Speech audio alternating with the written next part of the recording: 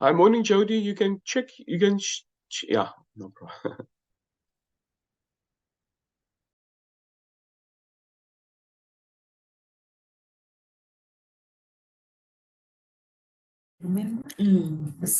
Morning, colleagues. I just want to check if you can see my presentation. Yes, we can see. You just put it in slide mode, then it will be perfect. No, I'm not moved. I can't hear them. Can you hear us, Jody? Kenneth, what did you do here to my sound?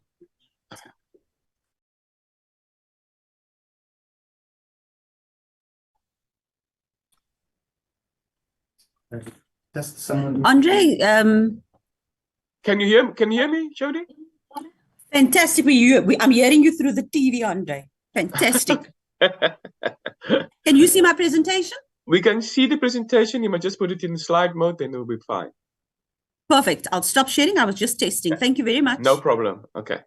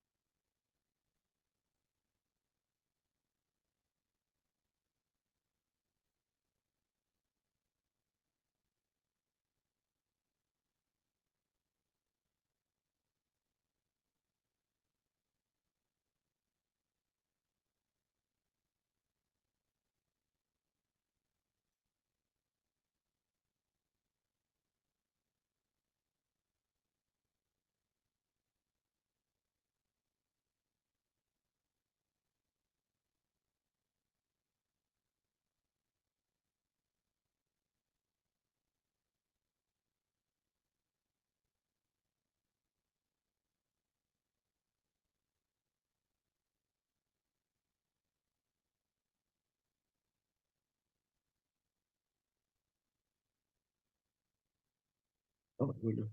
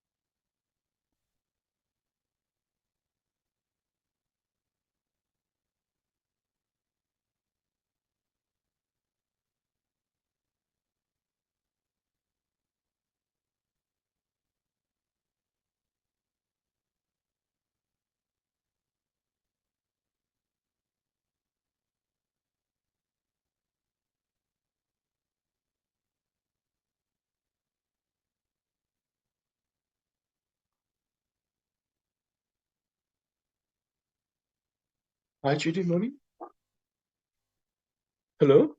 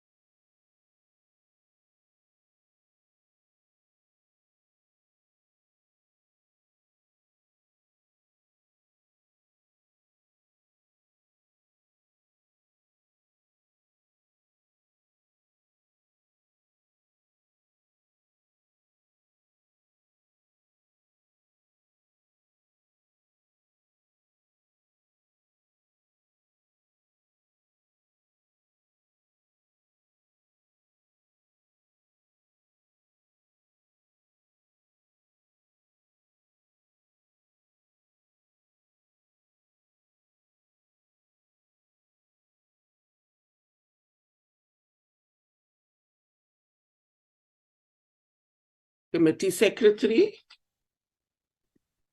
Good morning to everyone on the platform. Can I just check whether we have a quorum for this meeting?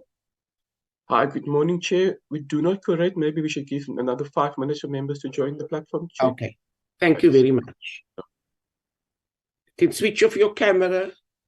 Who's that? Ms. Ferguson can switch off her camera.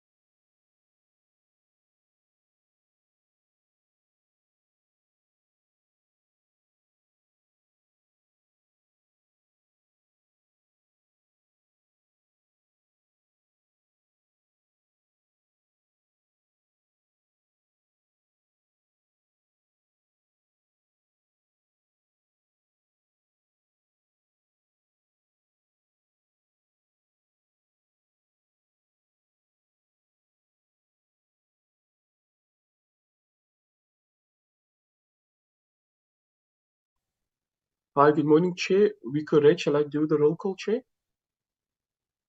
Yes, thank you. You may proceed. Mr. Mboyani,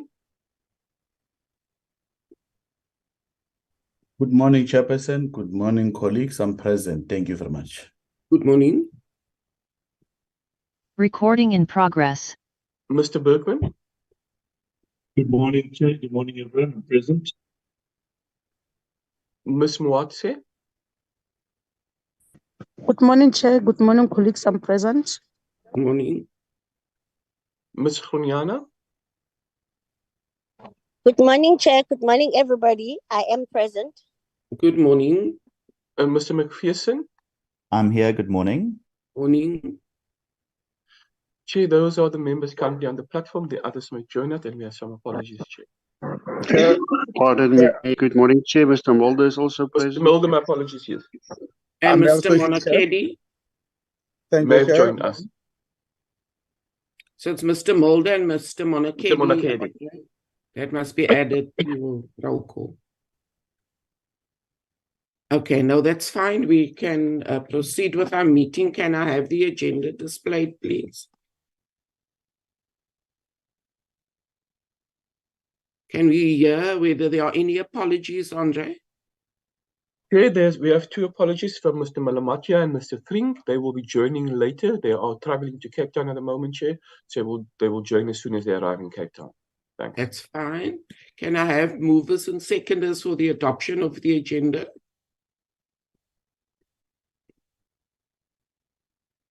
Honorable Mbiani.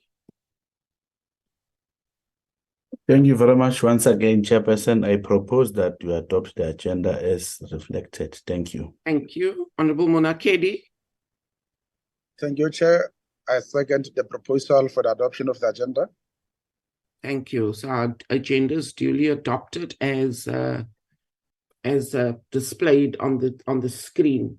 So the purpose of our briefing from the NLC is to engage with them on their financial and non-financial performance for the first quarter of the 2023-24 financial year. This is so that the committee can assess the performance of the entities against their resource allocation, and this, of course, is in compliance with Section 5 of the Money Bills Amendment Procedure and the Related Matters Act, number 9 of 2009, as this entity receives and manages funding from the proceeds of the National Lottery. Then, in addition to that, as part of our agenda, we will be briefed by the Competition Commission on its online intermediation platforms market inquiry report. The Competition Commission initiated a market inquiry into major online intermediation platforms operating in South Africa, such as Takealot, Booking.com, Property24, Google Play Store, and the Apple App Store, amongst others, to determine the effect on competition and whether there are anti-competitive conduct by these players. The Commission has finalized its online intermediation platforms market inquiry report and will be briefing the committee on its findings and remedial actions recommended. So we will first take the national lotteries, and I think it's Ms. Zandile Brown who will introduce the entity as we take the report. Thank you very much.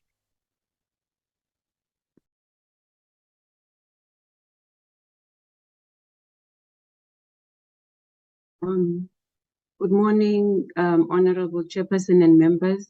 Thank you for this opportunity for the NLC to come and present their report.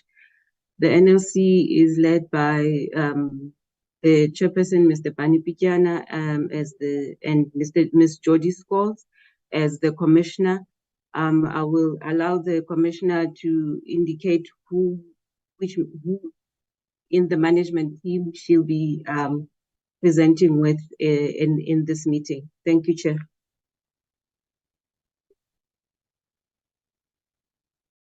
Thank you.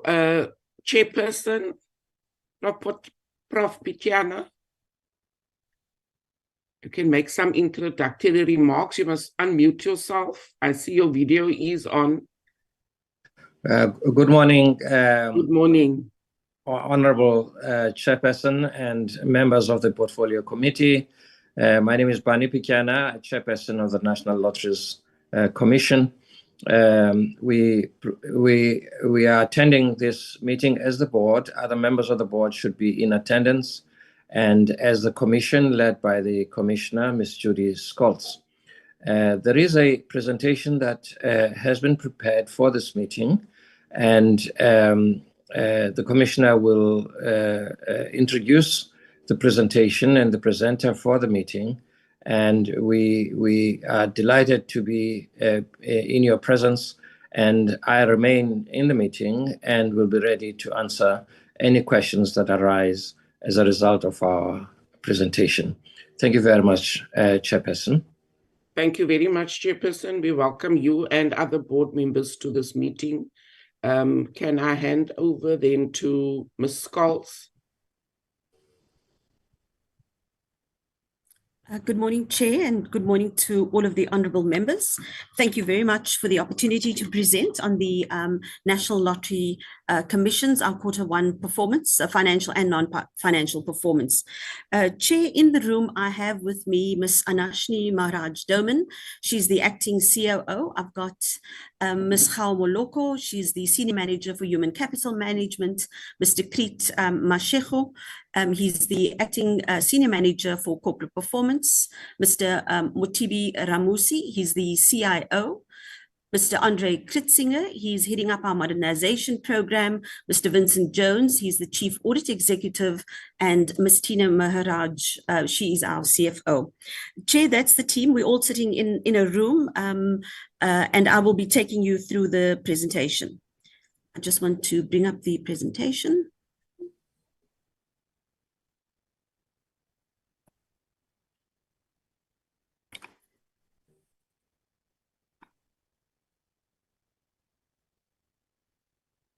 Great. Can you confirm, Chair, that you can all see my screen? I can see your screen, but you just need to put it into slide mode. I think bottom right. It's showing on my side that it is in slide mode. Is it? Because we still see your, there we go. But it's now I've got it with the next slide also showing. And we only want one slide at a time. Okay, let me just give me a second, Chair. Yeah.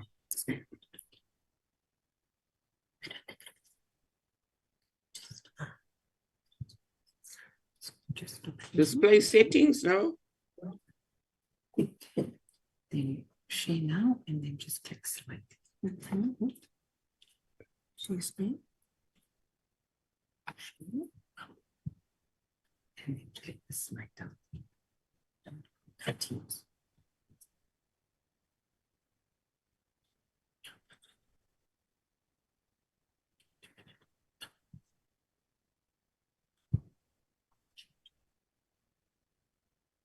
Okay, Chair, thank you very much, and good morning to all of the members and to the board members.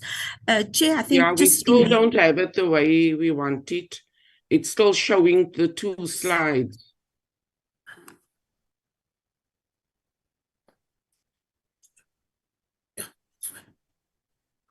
That's Is that better now? Right. Yes, Perfect. yes. Perfect. Thank you. Thank you, Chair. Chair, so thank you very much. I think just to indicate, in the quarter one, we had new board members, and it's Mr. Timikosi Bonakele, Mr. Lionel October, and Ms. Irene Ramafola. The chairperson, Ms. Ferguson, and Ms. Mvulani have been reappointed for a further term, and so this is the current board of the National Lotteries Commission. I've already just shared the NLC management team. Ms. Tinswalo Nkuna, she is on annual leave at the moment. Chair, in terms of the presentation, I'm going to just have a few slides about the overview of the Lotteries Commission, our non-financial performance. I'm going to then hand over to our CFO, Ms. Tina Maharaj, to take us through the financial performance, and then there's a few other matters that I will just conclude with. I think everybody is well aware of our regulatory mandate. And it's, regulating the national lottery, other lotteries and sports pools, as well as then distributing the funds that we receive, the revenue that we receive from the national lottery and sports pools to good causes through the NLDTF. We also have a very strong focus on knowledge and awareness in terms of understanding the role of lotteries, player protection, and then also some of the harmful effects of excessive play. This all forms part of our structured capacity building, which we do with beneficiaries and potential beneficiaries. We are the sole regulator for lotteries and sports pools within South Africa. We're the largest grant funder in terms of disbursing over 1.2 billion to beneficiaries across South Africa. And we are driven by the vision of social upliftment as articulated in the NDP, the UN Sustainable Development Goals, and the AU Vision. Chair, this slide just talks to the program that the board has directed in terms of rebuilding the NLC. We are focusing on 3 core programs. The first one is returning the NLC to our core mandate in terms of regulation, grant making, and reinstating our credibility. Yeah, I think we currently seeped in high levels of irregular expenditure. There's a culture of non-compliance, a lack of consequence management, culture of secrecy, intimidation, as well as fraud in relation to prospective grant funding. Some of the areas that we want to focus on as we're rebuilding the NLC and going back to basics is that we're reviewing the entire grant funding value chain. We're looking at strengthening our systems and our processes. And we've introduced 3 critical new processes in terms of pre-screening. So we have an independent inspectorate function, as well as a robust anti-fraud unit. Then in terms of restoring governance and integrity with a zero tolerance for fraud and corruption, I think I'm not going to spend too much time on that.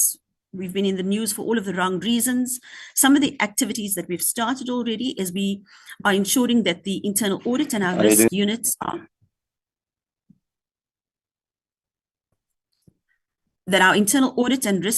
adequately capacitated.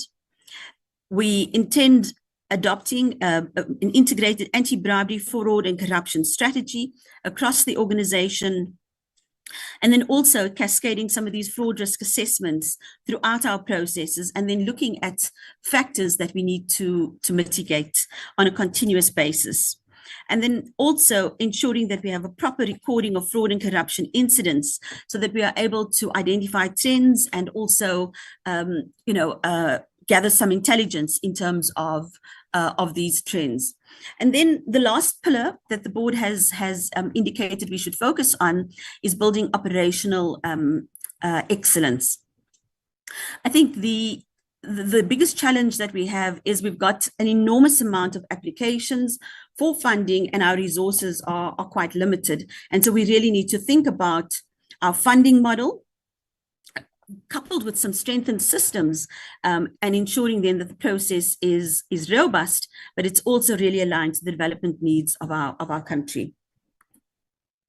Chair, I'm going to move on now to the Q1 performance. This is just a snapshot overview of our performance.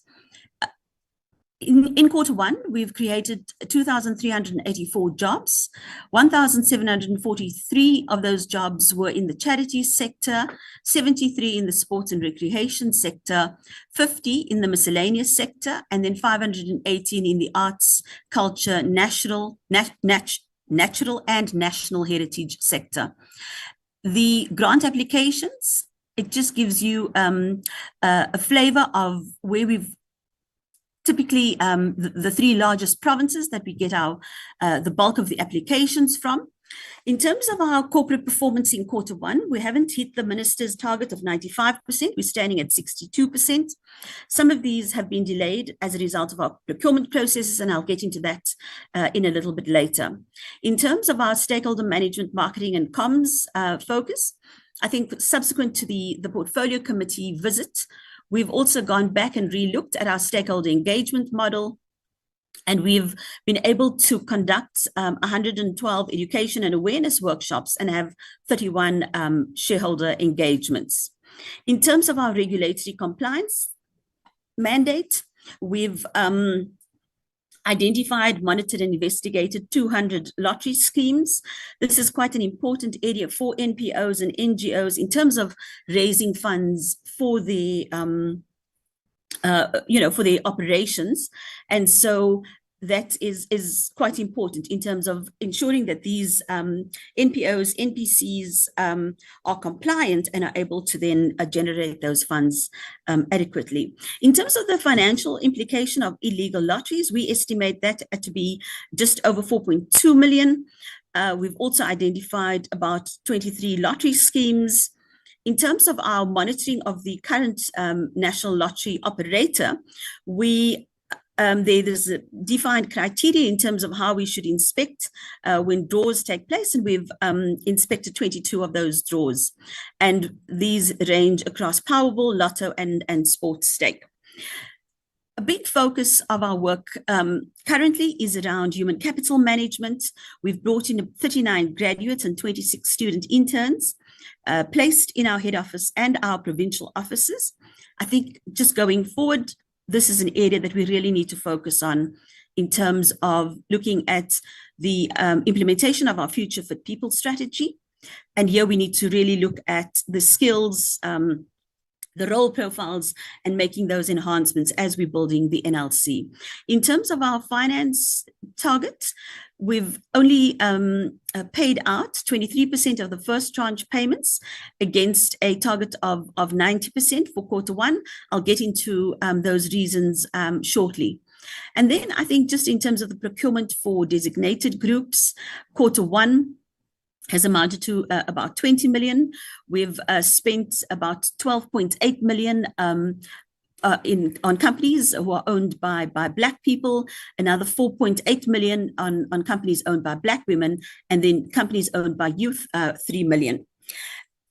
The internal audit and advisory services in Q1, we've had a target, and this is not in our annual performance plan, but I thought it's important to demonstrate that we are really working in terms of ensuring that we look at fraud and corruption matters, and then also look at compliance matters and where we can strengthen our internal controls. So the target was 14, they've completed 9, 5 were in progress as at the end of Q1. I think also just in terms of the work in the forensic units in that area, in internal audit, we've reported 27 cases of fraud to the South African Police Services, and we've referred 11 cases to the SIU in terms of their mandate to investigate fraud and corruption on the grant funding as well as then the investments. Chair and honourable members, this slide just talks to our actual ABP targets for Programme 1. And in terms of the organisational review and redesign strategy, we have appointed a service provider to assist us to walk this journey. There's been a work study report, and we are looking at focusing our attention on the grant funding area. We're moving then on to supply chain management and then on to HCM, and we're tackling each of these areas as we're going along. But the big focus, because that's where the bulk of the risk lies, is in our grant funding space. And so we've deployed resources to really focus on that. We've introduced a risk-based model, and the inspectorate goes out and assesses each and every project against that risk-based model. This is quite a big departure from how it used to be in the past, where we didn't do these kind of pre-inspections, and so it's now actually part and parcel of the entire process. We didn't achieve the enterprise-wide fraud risk assessment. I think we've had some challenges in terms of our supply chain. That's process has now been rectified in Q2, and I've already met with a service provider who is on board to assist us with that. In terms of our ethics, our consequence and ethics management strategy, we've developed that document, and it's gone to our EXCO for input. I think as we were looking at the total anti-bribery, fraud and corruption, aligned to the ISO standard, ISO 37001. What we then have indicated is that we need to actually have an anti-bribery and corruption and fraud framework, where ethics and consequence management slots into. In terms of our grantee applicant survey, the research panel was declared irregular, and so we've had to go back to the drawing board. This process is also on track for Q2. In terms of our digital transformation, which is, you know, a large portion of the work, we've shared the phase 1 of the modernization program with the board, and we are now looking at further implementation of that going forward. In terms of our targets in Program 2, the implementation of the National Lottery and the Sports Pools Monitoring Matrix, this was implemented. Our education and awareness, we have a target of 250. We've exceeded that, and we've engaged with 265 of our stakeholders around the harmful effects of gaming, and this is as a result of a larger interest in attendees at these sessions. 10% of lottery schemes are compliant, and we're trying to track the number of compliant lottery schemes to protect the interests and prevent harm of participants who are engaging in these games. So our targets was 10%, and we've been able to achieve 59% of these lottery schemes were compliant due to the enforcement action that we've taken. In terms of Know Your Customer strategy, this is also to protect the interests of participants and prevent harm. The target was not achieved in this quarter. We have had to reissue the RFP, and this is also on track for Q2.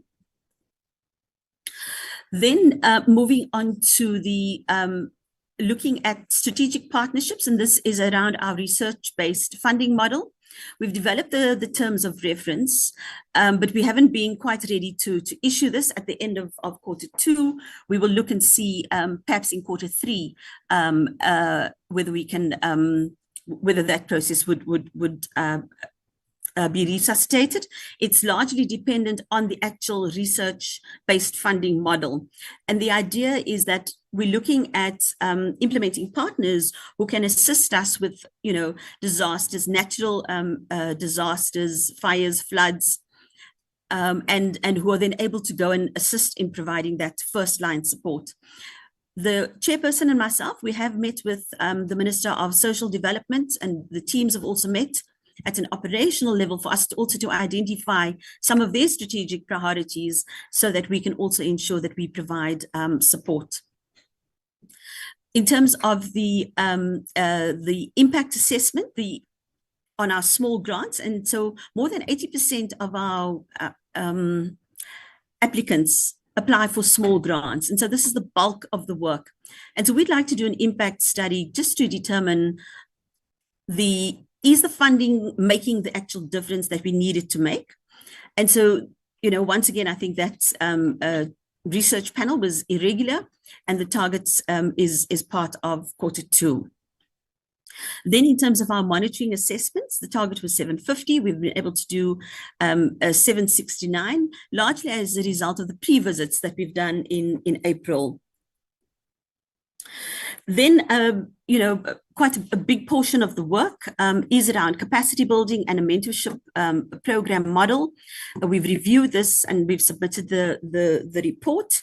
I think just on this, at the NEDLAC civil society meeting, I think it was maybe 2 Saturdays ago, there's also a call for us to partner with civil society in unpacking the capacity building model that we do. And you know, working within a structured framework so that we are all, because I think the feeling from NEDLAC is that we are all spending money on capacity building, but it's not a coherent and it's not a targeted approach. And so we've certainly indicated that we are very happy to be part of that consolidated process. Minister Ibrahim Patel has also issued a number of impact targets as well as additional priorities for the National Lotteries Commission, and I'll get into the impact targets right now. In terms of a core target to drive 40 billion in additional local output, here we have looked at local content requirements in terms of uniforms, procured for our office assistants, security tools, two-way radios for security officers, and the total value of local procured goods and services since April 22 to date is 8.9 million, and for 2023, 22-23 was 2.1, and then 6.8 million for Q1 of this current financial year. In terms of the next impact target around supporting 700 billion in manufacturing exports, here we look at which projects we fund that skills or goods can be exported, particularly in the arts, charities, arts, culture, national and natural heritage space. We've not commenced this yet due to the implementation of our inspected function as well as the risk-based model.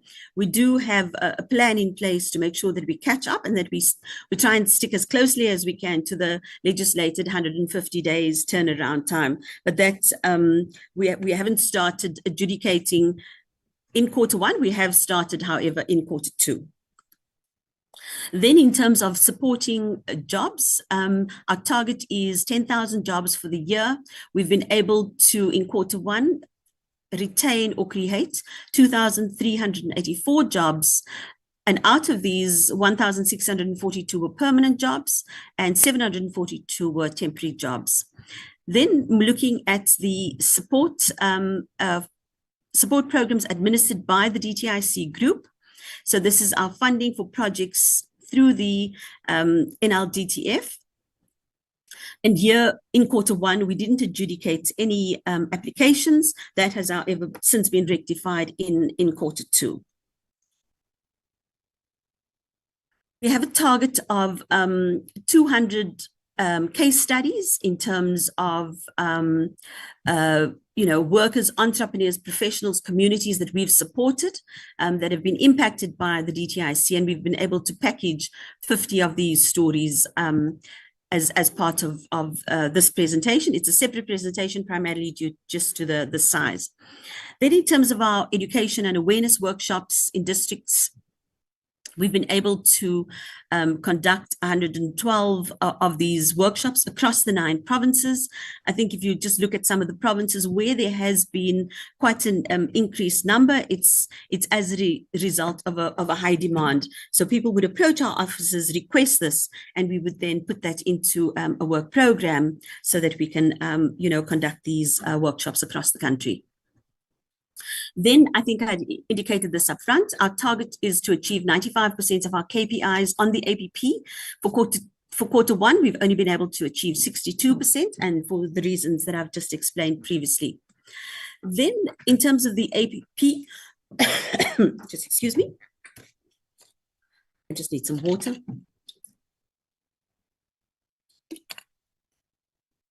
Minister Patel has also given us a number of additional priorities. I think there's about 13 in total. So the first one is the complete implementation of actions in terms of the SIU findings, and we must also complement the work of the law enforcement agencies, looking as well as integrity measures involving staff, recipients, and board members of the NLC. So we've adopted the consequence and ethics management framework. We've put out a bid for integrity testing, which is closed. The process is currently underway, and we can report on that in Q2. I think as at last Friday, we had 96 staff members who've participated in the integrity test. 21 have declined to participate. The process is voluntary at this stage, and we are in the process of putting together an integrity testing policy as well as a lifestyle audit policy, and board has directed that that should be done expeditiously. And so we are in the process of just going through the approval processes. Then we've also put together a terms of reference for lifestyle audits. We've presented that to our bid specifications committee meeting. What we've also subsequently done is, in terms of a secondment agreement with the SIU, they have seconded 2 individuals to us to bolster the capacity in our forensic investigation unit. And they would be assisting with the lifestyle audits as well as some of the procurement matters that the SIU have also referred to us. Then I think there's the review of the proactive funding model. we've put together this an RFP for the appointment of a panel of strategic service partners to help us implement this. The policy was taken to the board.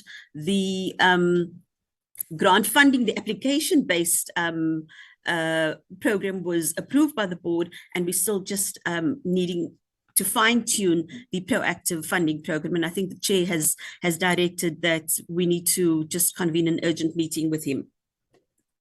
In terms of the directive, the minister has requested that we look at all of the investigations in terms of transactions involving consultants, law firms, IT service providers, public relations services over the past 10 years. Chair and honourable members, this is quite a hefty task, given that information in the NLC is, it's not in a centralized space. And so we've had to create this repository of all current investigations. We're putting together a list of all the service providers that have performed consulting work at the NLC over the last 10 years. And what we need to then do is we need to then cost these activities and put together a viable plan that we can take to the board and get them to approve that for us to implement.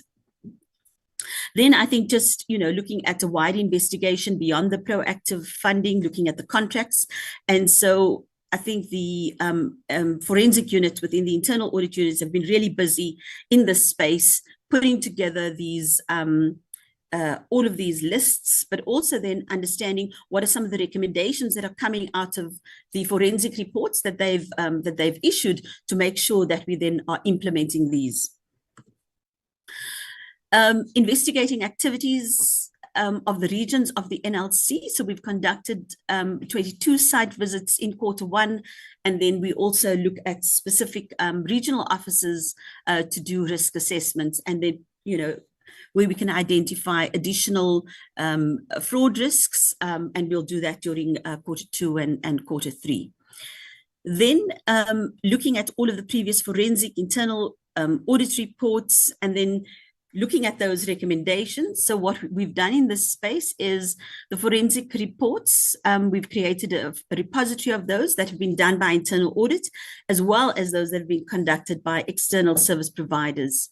Our internal audit reports, that's in process. We've also have a process in place for us to actually implement all of these recommendations, and internal audit then tax these recommendations. The AGSA reports, we've asked and we've received the reports of the last 4 years.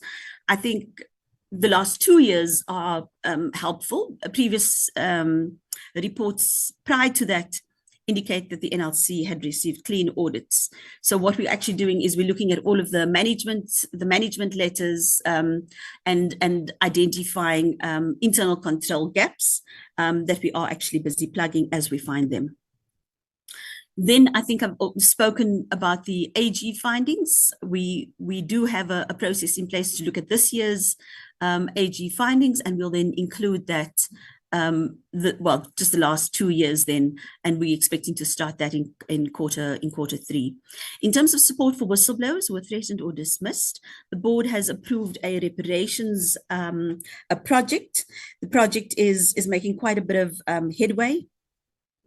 And I think tomorrow morning we are due just to present some revised processes based on our learnings from the South African Revenue Services. We've also partnered with the Whistleblower House, and they are advising and guiding us in terms of this process. We are anticipating rolling that out before the end of this calendar year for internal staff, and then obviously looking at communities, and then those external to the NLC.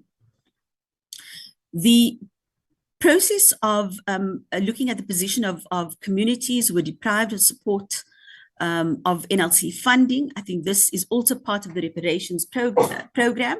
There's a list of about 19 structures across the country that the SIU is looking at. They have appointed a quantity surveyor to do a value for money exercise. Once we get that feedback from them, we would then also be able to engage with these communities and then determine what we could then do about these properties, because that exercise would then also say to us, you actually need this amount of money in order for us to complete the structures. Some of those structures, they they are non-compliant in terms of what they were intended for, and so we actually do need that QS report to help us unpack what the next steps would be. Then in terms of promoting transparency, publishing monthly reports on beneficiaries. So what we've been able to do is on a quarterly basis, we are able to publish the payments to beneficiaries. Then in terms of the site visits by the board, the chair has been instrumental in leading this engagement. He's visited 7 out of the 9 provinces and still Gauteng and Northwest. And I think the Eastern Cape is also due for a second visit. These are planned well in advance and they would take place within, I think, the end of this month and then, up until the end of the financial year. The grant funding model, so the pre-adjudication risk matrix, the visit assessment forms, we've developed these and we've implemented these in Q2. I think it's also quite important to note that we're doing extensive work in terms of understanding the as-is process, the entire value chain in grant funding, from the start of the application to monitoring and evaluation afterwards. And we've been able to identify a number of internal control deficiencies. We're putting measures in place to address those gaps. And then we are also busy building a to-be model. Simultaneously, we're then also identifying some of new systems requirements. And the idea is then that as we've got the solid base and a solid understanding of the actual business and the work, we are then in a better position to go out and procure or to develop a new system. Then in terms of the last additional priority is from Minister Patel. It's around publishing requests for the proposals of the lottery license. This has happened. It's happened in Q2 and the RFP was subsequently published on the 6th of August. I think then just in terms of some of the grant funding stats, we've opened the call for applications on the 2nd of May, closed it on the 11th of August. And during this period, we've received more than 5,000 applications. There are daily stats that we're busy building MIS system so that we are able to have visual access in terms of where we are at any particular time in real time on the status of these applications, be it site visits, adjudication, M&E. We looking at making sure that we've got the data that we need to make informed business decisions. These are the applications per province. 58% of our applications come from 3 provinces, Limpopo, Gauteng, and KZN. You'll see the bulk of the applications do come from Limpopo. And so we're looking at how we can best support and capacitate that team there to process applications. These are just some stats around the population size versus the ticket sales and the applications received to date. We're busy building this data. It came out of the Civil Society Policy School that I attended earlier this year. Many of our beneficiaries or our applicants, potential applicants, were saying to us, we know people play the lottery. We hear some people in the community is winning, but what we don't know is where you are actually funding, in which districts, in which areas you actually are funding. And so we're busy building this GIS database so that we are able to, at the click of a button, understand that in Gauteng, in this district, these are the winnings. This is where the terminals of the lottery operator are, but then this is also where the projects are and what we've supported. I think that would also assist us in directing our education and awareness so that when we are going through this process, that we then understand which of the districts we're needing to go to and visit so that we are able to then understand and maximize the participation in these areas that haven't previously been funded. That just gives a breakdown of all of the provinces, the provincial allocation of the applications received from May to August. Then in terms of monitoring and evaluation, this just gives a sense of the M&E per province. 769 projects were monitored against a target of 750. The bulk of these came from the charity sector at 46%, followed by the sports and recreation sector at 33%, and then arts culture at 19%, and then 2% of the M&E for miscellaneous. This just talks to the job creation stats. It gives you a sense of the permanent jobs created or retained versus the temporary jobs created or retained. And Limpopo recorded the highest number of jobs at 587, while the Northern Cape recorded the lowest at 50. And so we're monitoring all of these stats as we are then also processing further applications. In terms of jobs created by designated groups, a total of 784 jobs were created for youth, 1,590 for adults, and 10 jobs created for people living with disabilities.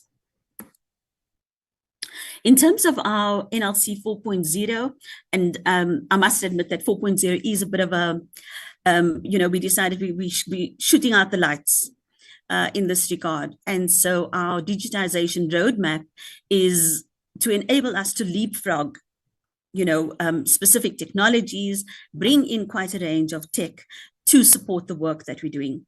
I must just indicate that we are mindful of the socioeconomic conditions within South Africa. And so while we are moving to an online process and a platform, we do understand that we'll always have to have a hybrid system. Having said that, there are some interventions, and we're looking to the fintech industry. I think Andre and Mutibi are leading that work. We're looking to the fintech industry because I think they've got some really fantastic back-end processes around creating a customer wallet. I forget the term the colleagues use. And this is, each beneficiary would then be able to electronically store their documents, so you wouldn't walk around with bits and bobs of paper. We would then link on the back end with SARS, with Home Affairs, with CIPC to validate and verify that information. The idea behind all of this is that the beneficiaries wouldn't it wouldn't cost them any money in terms of data. And so we'd have to get really smart around how we manage those processes, but it certainly is possible. And so that's why it's 4.0. So we've brought, I think previously Acting Commissioner Lionel October brought in OTB to do an assessment of our system. They've concluded that Fusion is not fit for purpose. The board has concurred with us, and we've had to formulate a new plan for digital transformation. This was presented to the board in about June 23, and the as-is process for our grant funding is largely complete. We're now busy with step 4 in terms of the gaps and also busy designing the to-be. We are also then able to get a very good handle from this, and we're using the Sigma 6 methodology in terms of the people competency requirements that we need, as well as the system requirements. So as we are going, we are busy building and deepening our understanding of these, of the system spec, so that by the time we go out, we already know what it is that we need. And so we are hoping that in about the end of October, we'll be able to identify the tech solution for grant funding. And then I think it's implementing this solution and going live then in April 2024, when we then hopefully announce the new call. This is just an indicative timeframe of some of the tech steps that we are taking in place. I think you'll see there that we're looking at networking infrastructure. We're looking at an appropriate integrated cybersecurity solution. There's a COBIT assessment. There's a review of our ICT governance. And then there's also the suitable application or the development environment. And we're hoping to use some graduates or some master's students to help us do this rapid tech development. So all of these processes are running concurrently. I'm going to hand over now to Tina just to take you through the financial performance. Thank you, Commissioner. Good morning, Honourable Chair, Honourable Members. Good morning. The first quarter of the financial year, total lottery sales exceeded 1.7 billion rand, and of that, the NLC share was just over 408 million rand. That was about a 7% increase when compared to the prior year. So year to date, there's a 3% overperformance against budget. The 3% overperformance primarily relates to rolling jackpots from the Lotto and Lotto Plus 1 and 2. There was a jackpot prize of 66 million rand, which was won in the third week of June 2022. Revenue from lottery fees and societies amounted to 20,000 rand for the quarter. There were no grant allocations for quarter one in this financial year, so no new grant applications due to the call only opening on the 2nd of May. Cash disbursements amounted to 113 million rand, and that related to disbursements for grant to beneficiaries that were authorized and approved in the previous financial year. The turnaround time for the first tranche was sitting at 125 days for the first quarter. So that is quite high if you look at the target of 60 days. And that's primarily due to the moratorium that was placed on disbursements from November last year up until April in the current financial year. And that was due to the additional controls that were being embedded in the system to ensure, as far as possible, all payments were checked thoroughly before being dispersed, as well as payments that were put on hold with the bank due to fraudulent activities being detected. If we look at our statement of financial performance from an actual versus budget perspective, revenue from the share of ticket sales exceeded budget, and that, as I alluded to on the previous slide, related to the rolling jackpots for the year. Unclaimed and unexpired prize money, that was slightly below budget for the quarter, and that was because of the smaller number of unclaimed prizes which expired during the period. Interest from the participants' trust, that was significantly higher than budget, and that was due to the rising interest rate environment that we're currently experiencing. So I think we're seeing the benefit of the cash that we have in the bank at this point in time. I think the variance is expected to reduce in the second quarter. I think it did because of the audit fees also that were paid for the NLPT. From a license fee perspective, there's been no movement due to the extension of the lottery license. And interest income, we was 75% higher than budget, and that was again due to the higher interest rate environment that we find ourselves operating in. On the expense side, as we can see, there's been no movement on the grants. I think we'll see that number, I think at the end of the September, it was about 29 million rand that we processed for new grant applications.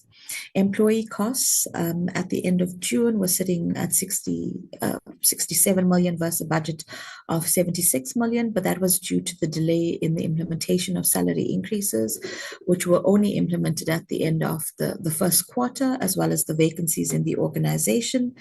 And on the goods and services line, there has been 37% underspend to date, and that was, I think, a better appreciation for the costs in the organization and trying to manage and curb our costs in line with various cost containment directives. And also, I think also the fact that the call only closed in August. So we'll probably see some sort of spike as the travel increases to evaluate that in the next quarter. From a statement of financial performance perspective, there's nothing significant to highlight, just to note that from a liquidity and solvency perspective, we find ourselves in a positive position at the end of the quarter. And I hand back over to Commissioner. Thank you. Thanks, Tina. Chair, I think this just gives a sense of some of the projects that we've funded. So in terms of the targeted call for sports federations earlier this year, we've given the Swimming South Africa 46 million. This is primarily for the for their national programs, as well as to build a high performance center in Franschhoek, and also supporting skills development. I think Swimming South Africa is doing quite a bit of work in terms of coaching and capacitating coaches, and so I think this is a very good job creation model, and we are in ongoing conversations with them in terms of how we can deepen this. The Special Olympics South Africa, I think they've been able to bring home a significant number of medals. And the funding was 5 million. It was for the capacity building, for training of administrators, coaches, domestic and international participation, their fees, the sports apparel and equipment for players. The funding allocated was used across the 9 provinces, and with 70% of the beneficiaries coming from rural and semi-rural areas and 30% from urban, semi-urban and township areas. And this is their 7th successful application that we've funded as the NLC. I think Special Olympics South Africa, the awareness that they're doing and creating around all of these athletes, I think is really phenomenal. The Comrades Marathon, this was the one of the society lotteries that we participated in. We observed the draw of the car competition. It was a Toyota winner car competition, which took place at the finish line. And this is an incredible vehicle, and we are looking at ways in which we can ramp this up to NPOs, NPCs, because these schemes are meant to to give these NPOs financial resources so that they can support their work a lot further. And so they would then approach the public to buy a ticket or to support a good cause with a chance to win a prize. And so this forms part of the work of the Regulatory Compliance Division. Chair, those are the slides that I've prepared for you. There is an additional presentation which I'm happy to also circulate. It's a fairly bulky presentation, Chair and honourable members. It has just a snapshot of all of the beneficiaries, the 50 that we are wanting to profile as part of our Q1 reporting. Thank you, Chair. I'll hand then back over to you. Thank you very much, Ms. Skulls, for that presentation. And I think the committee members will appreciate it if you can circulate the additional presentation to you. So I'm taking hands now. I see the hands of Honourable McPherson. Other hands? Honourable McPherson, you may start us off. All right, thank you very much. Good morning, colleagues. Good morning, Ms. Skulls. With respect to the investigation into the lawyers and their fees that had provided legal services to the NLC, please could you update us what is happening there? And there were I believe not cooperating or not assisting, and that ran into millions and millions of rands. And it was very clear that the NLC was being ripped off. So can you just assist us with where that is? And then with respect to the COVID assistance that the NLC provided, there seems to be a lack of documentation or information on the granular detail around that assistance, and exactly what transpired there, because it's my opinion that was a massive opportunity for looting and corruption that took place there. So I just want to know where you are in terms of that sore point. And what you have found will be to us. And then lastly, the IT system, sorry, it's just the IT system which quote unquote, was designed to enable corruption. What exactly is being done to fix the IT system with the NLC? There was a suggestion that a new one be built from scratch or ground up. Where is that taking place?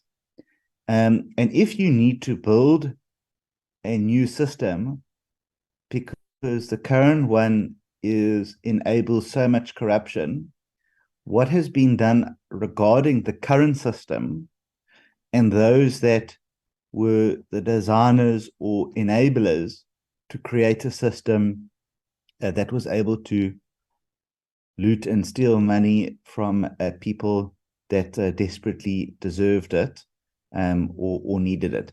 Thanks so much, Chair. Thanks, Honourable McPherson. Honourable Mbiani. Chairperson, thank you very much for the opportunity. Let me first welcome the presentation. It's very much comprehensive and informative. Chair, I'm just having some few clarity-seeking questions here. One will be the issue of people living with disability. It's at point 4. That means something is not happening properly there in terms of assisting those people, because they must get assistance and also get employed by the NLC. The other one, Chair, I want to welcome the oversight visit to provinces by the chair of the board. It really assists, because if he's visited provinces, he can be able to get challenges and also have some solutions around the regions. Chairperson, my concern is on the turnaround time for the first trenches. You see why we did not achieve the job creation at 10,000 and we're able to get only 2,000. It's because the turnaround time for the trenches was not met, and also the grant, no grant have been adjudicated in the quarter under review. Also the moratorium from November to April. That is what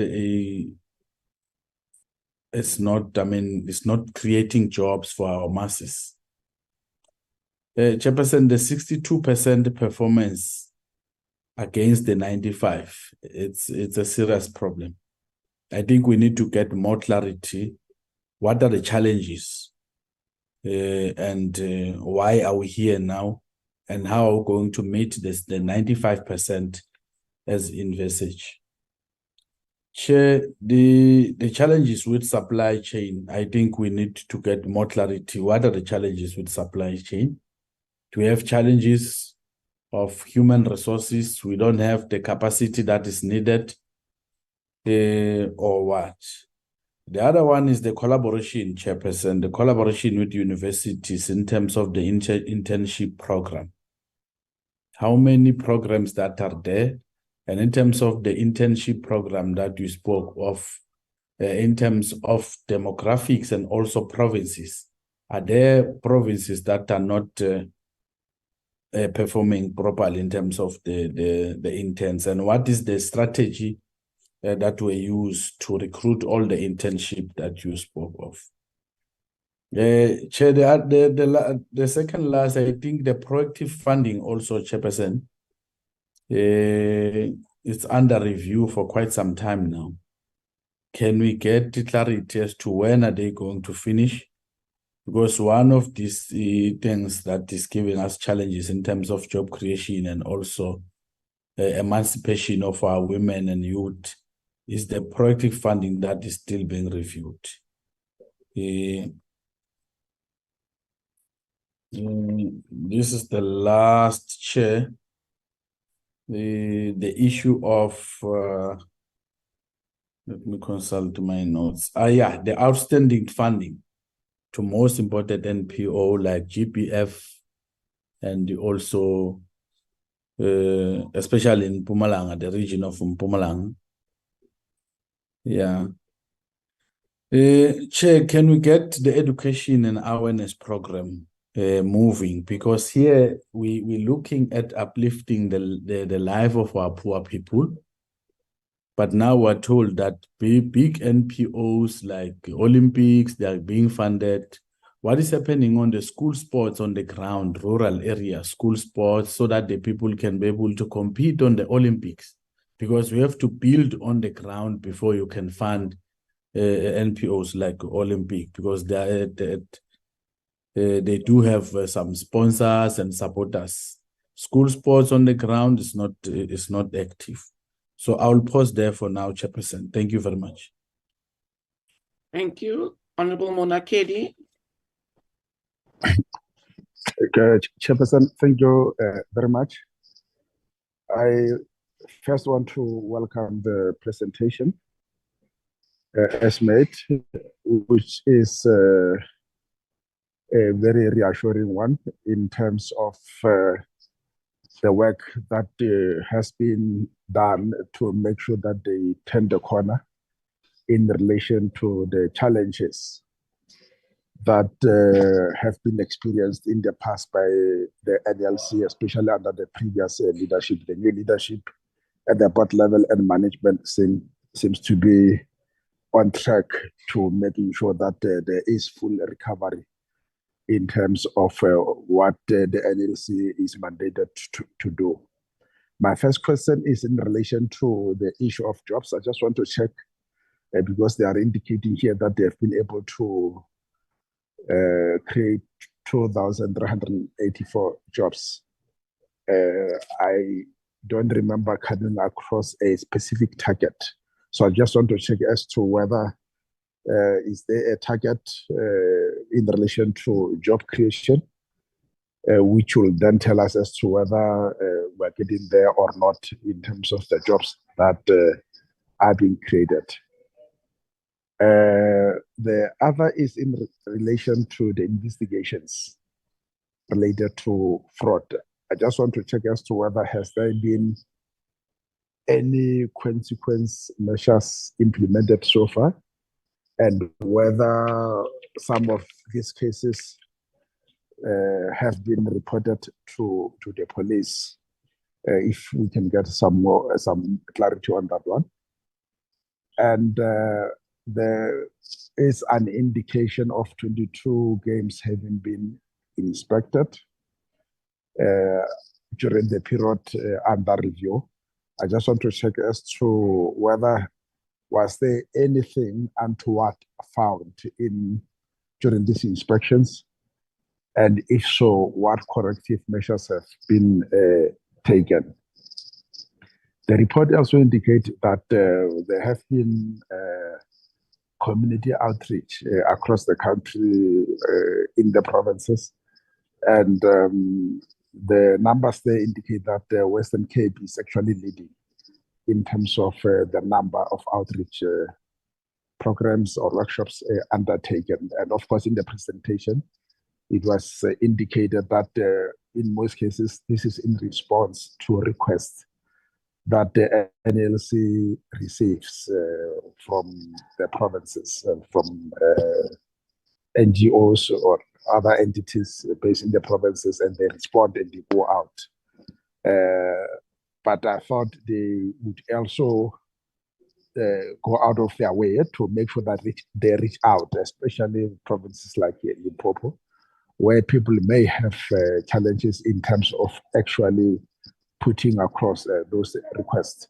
So I just want to check as to what is being done to make sure that it's not only provinces like Western Cape that are being reached as far as outreach programs are concerned. What is the NLC going to do to make sure that they really reach out and not just wait for the request to be made? I think 62%, Mr. Buan is covered on that one. Yeah, I think I'm covered, Chair. Thank you very much. Thank you, Honorable Thring. Thank you, Chair. Chair, firstly, my apologies for coming into the meeting late. I did send an apology. I'm still at the airport and taking the meeting, so if there's any background noise, my apologies. Chair, my question is simple, but it's two or threefold. The NLC has been obviously in the past year or so in the news for the wrong reasons, but we are glad to see that there's some turnaround. Now, my questions are, what interventions have been put in place to ensure that there's going to be compliance with your, firstly, your Finance Management Acts, and so all matters pertaining to finance. What measures have been put in place to ensure that there's compliance with that particular legislation and financial guidelines? Secondly, and I think that this question has been asked by Honorable Mbuyani, but the second question would be, what interventions also and plans have also been put in place to ensure that there is a proper adherence to supply chain management? And then thirdly, in terms of procurement, what interventions does the NLC have in place to ensure that when procurement does take place, it also takes place in adherence to proper legislation to avoid a repetition of the past? Thank you, Chair. Thank you. I hand over to back to Ms. Scholes for responses.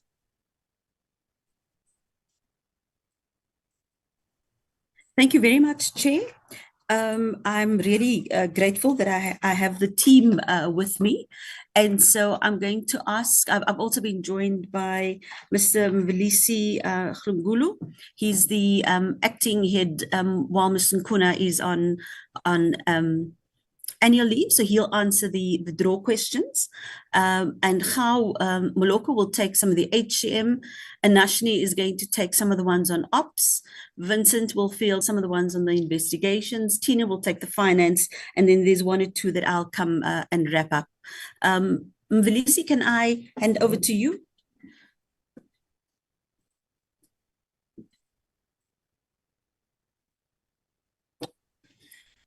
Good morning, Honorable Chairperson and Honorable Members.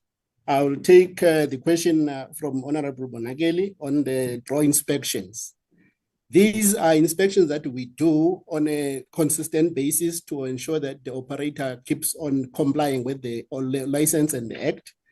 For the ones that we have actually quoted, there was nothing untoward, and the operator kept on actually complying.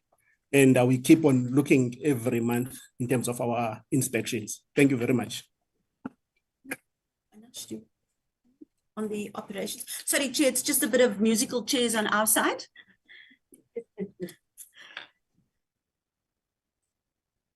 Good morning, Chair and members. Okay, I'm going to try and respond to the ops questions, which I note sort of supersede all other categories. I think, Chair, with regards to the matter regarding the COVID grants, we did receive a PQ in relation to those grants, and we will just review in terms of what we've submitted, albeit that that information was not readily available. And we are in the process of formulating or creating repositories where information can be accessible. And of course, the data is also up to scratch. I then move on to the issue with our statistics regarding people with disabilities in terms of the very small percentage. I think it was 10, if memory serves me correct. Yes, indeed. With regards to job creation, it is a gap that we can actually address. However, I think the other aspect that we should also be mindful of is the number of grants that we actually make to NPOs that have a specific focus in terms of caretaking or looking after people living with disabilities. I think just at a glance, in terms of what has transpired in the previous financial year, we can already record in excess of 6 million that's being allocated to specific organizations or NPOs targeting this particular group or disaggregated beneficiaries. The turnaround times in terms of first tranches as well as adjudication, I think the approach by the organization has been we rather err on the side of caution, and of course implementation of all these particular internal control matrices. Commissioner would have mentioned the pre-adjudication risk matrix that we are actually implementing, including ensuring that projects are visited pre and post. It has had an impact in terms of some of these turnaround times, but I wish to assure you that we've actually noted a significant improvement in terms of the bottlenecks. And I'm sure in subsequent quarters that will be fixed, where we'll be able to demonstrate significant improvement in terms of the numbers actually going up. The outstanding funding for particular provinces, yes, we are aware of that, and we are swiftly moving in those areas as well as the education and awareness programs for school sports, and in terms of what's actually happening on the ground. We have also introduced additional matrices in terms of how we actually track our funding, this including the predominant reasons for declines. And we building a model where we analyzing the reasons for declines in terms of the provinces with particular emphasis on the districts. And that will then inform our education as well as capacity building programs in those particular areas. The job creation target that we actually are tracking is in the region of 10,000 for the entire year. So with regards to Q1, we are reporting in the region of approximately 2,400. Yes, the education and awareness I've touched upon, where we'll be drilling down, not just with focus in terms of provinces, but more specifically targeting districts. And it would be scientifically based in the sense that we're going to be focusing on analyzing our predominant reasons for decline and how we will be handling that going forward. Thank you, Chair. Chair, Hao is just going to come and give some information on the internship program. Good afternoon, good morning, members, Chair. In response to that, NLC has embarked on a program with other partners where in the placement of our internship program that we're running within the organization, we have partnered with South African public colleges colleges where we are placing learners. They have a pool of around 400 learners that we have started to implement, to place within our beneficiaries as well as the NLC officers. The learners, the program it's part of the program as partners. We have the SETAs as part of the program where they provide financial backup for stipends of the learners. We also have universities, University of Technologies, as well as universities that we work with across the provinces where they provide formal training for the learners as part of their work integrated learning. We have placed learners through across the all provinces. The program with SACPO, we have placed in the Eastern Cape, we've placed in the Northern Cape, in Gauteng province, as well as the placement in Mpumalanga for the learners. And we've also partnered with the South African Graduate Program, Development Program Association, where we placed the 39 learners across the provinces as part of their internship program, where they are placed within our risk management space inspectorate, where they are placed across all NLC offices. So our program, we place learners through our offices as well as within our beneficiaries for corporate governance, as well as financial management and project management that we are improving within the beneficiary sector. So in total, we are placing across, and we have new partnerships that we are forming. We are negotiating with University of Johannesburg and University of Pretoria in terms of placement of ICT graduates and final university students that we will be placing within the NLC and its partners. Thank you. Thank you, Carl. Motibi, can you just come and chat about the systems, please? Thank you, Chair. Good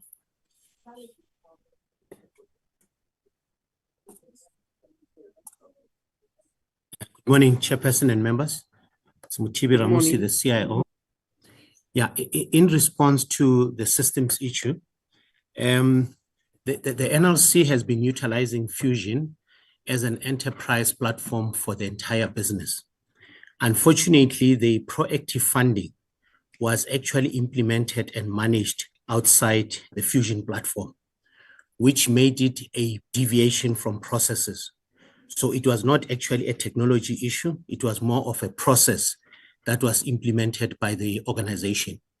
So that will be the answer for that issue. Then in terms of the way forward, I think members, you did ask a question in terms of the future. So the technology plan will be informed by the revised business processes as announced by the commissioner in terms of how the new business processes are going to support a modernized NLC, and mainly to tighten our validation and verification with third parties within government like the CIPC, Home Affairs, the Department of Education when it comes to IDs and names of associations and clubs that we fund.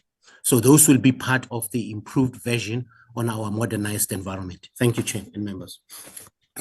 Thank you. Vincent, do you want to just come in on the investigations? And then Tina will come in on finance, Chair, and then I'll just wrap up.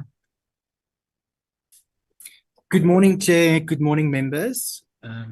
Regarding the question about forensic investigations and reporting to the SAPS, we have during the 2022-2023 financial year have reported 53 cases to the SAPS, and in this financial year we have reported 27 cases of fraud. During our investigations, we focus on control weaknesses that was identified and non-compliance with internal policies and procedures, as well as any contravention of acts. In these instances, if there is disciplinary action to be taken, we recommend those. And this has been submitted to the commissioner where certain individuals has been suspended or disciplinary actions have been implemented. And then in terms of the control weaknesses that we identify, we've made recommendations to strengthen the grant funding process in relation to that. Thank you, Chair.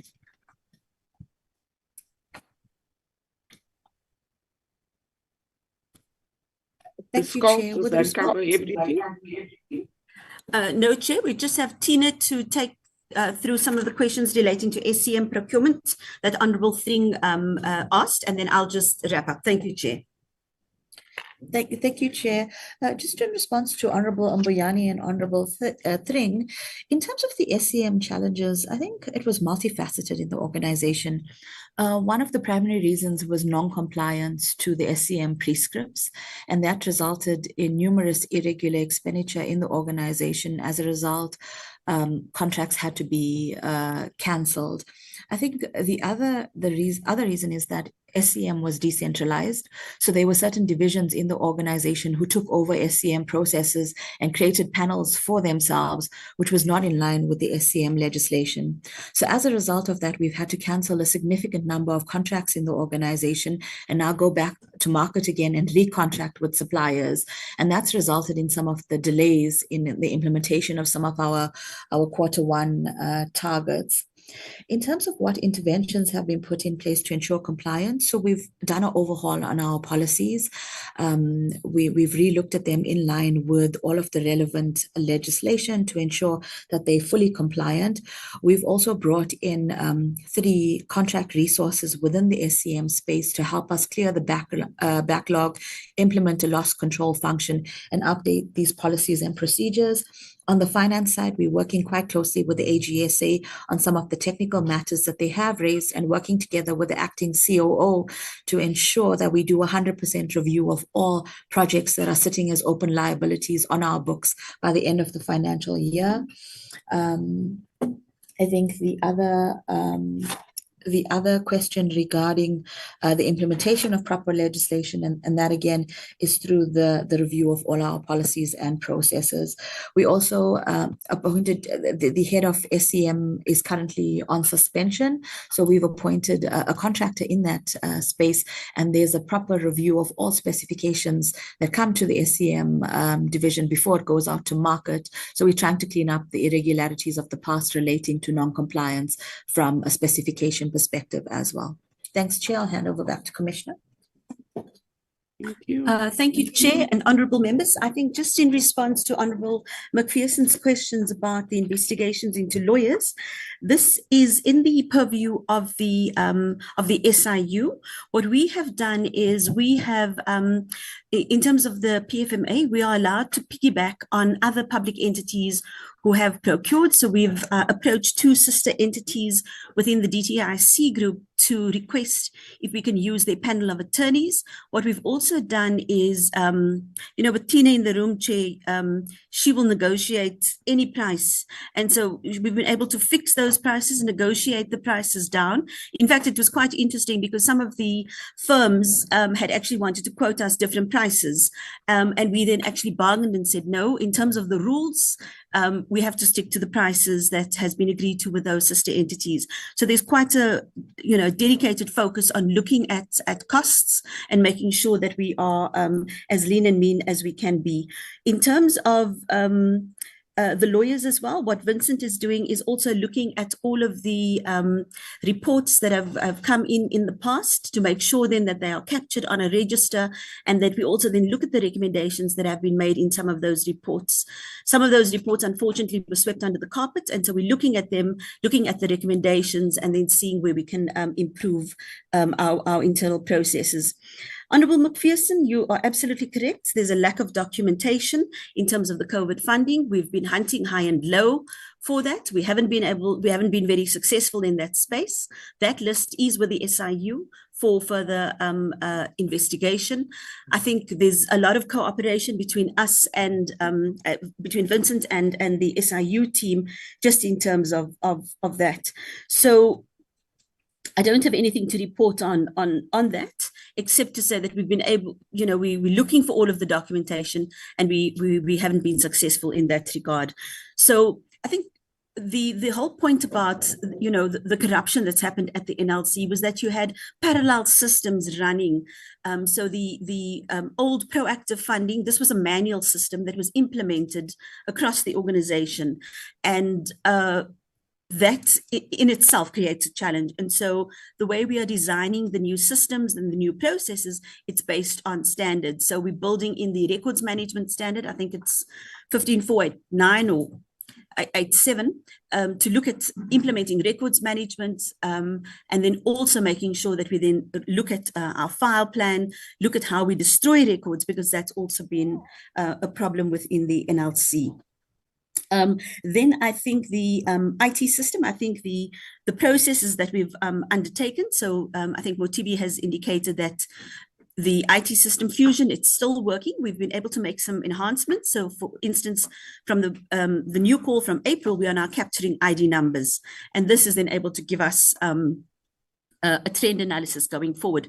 It doesn't help us in terms of what's already happened, and there we're trying to bring in some external assistance to help us capture at least the ID numbers for a defined period of time. That work is still in progress, and will be initiated shortly. Then I think, Chair, just in terms of the questions around let me just see.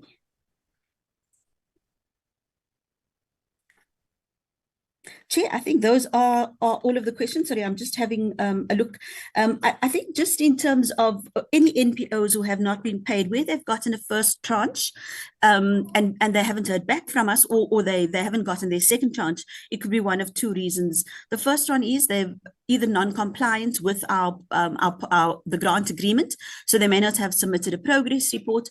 Alternatively, they could be on the SIU's naughty list, and the SIU would then prohibit us. In fact, they've said to us, we actually can't pay. They would interdict us from making any payments.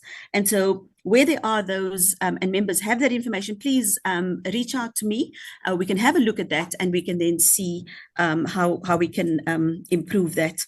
A key focus of the work as well is on our delinquency process, where we do have non-compliant beneficiaries, and so we're looking at how do we best ramp up that specific focus. And then the turnaround times, I think the Honourable Buyani, I note that we haven't met those. The approach has been that we need to be very sure-footed as we move forward. So while it's been slow, we actually are making quite a few breakthroughs, because we're finding now through our process that some of these projects actually don't exist.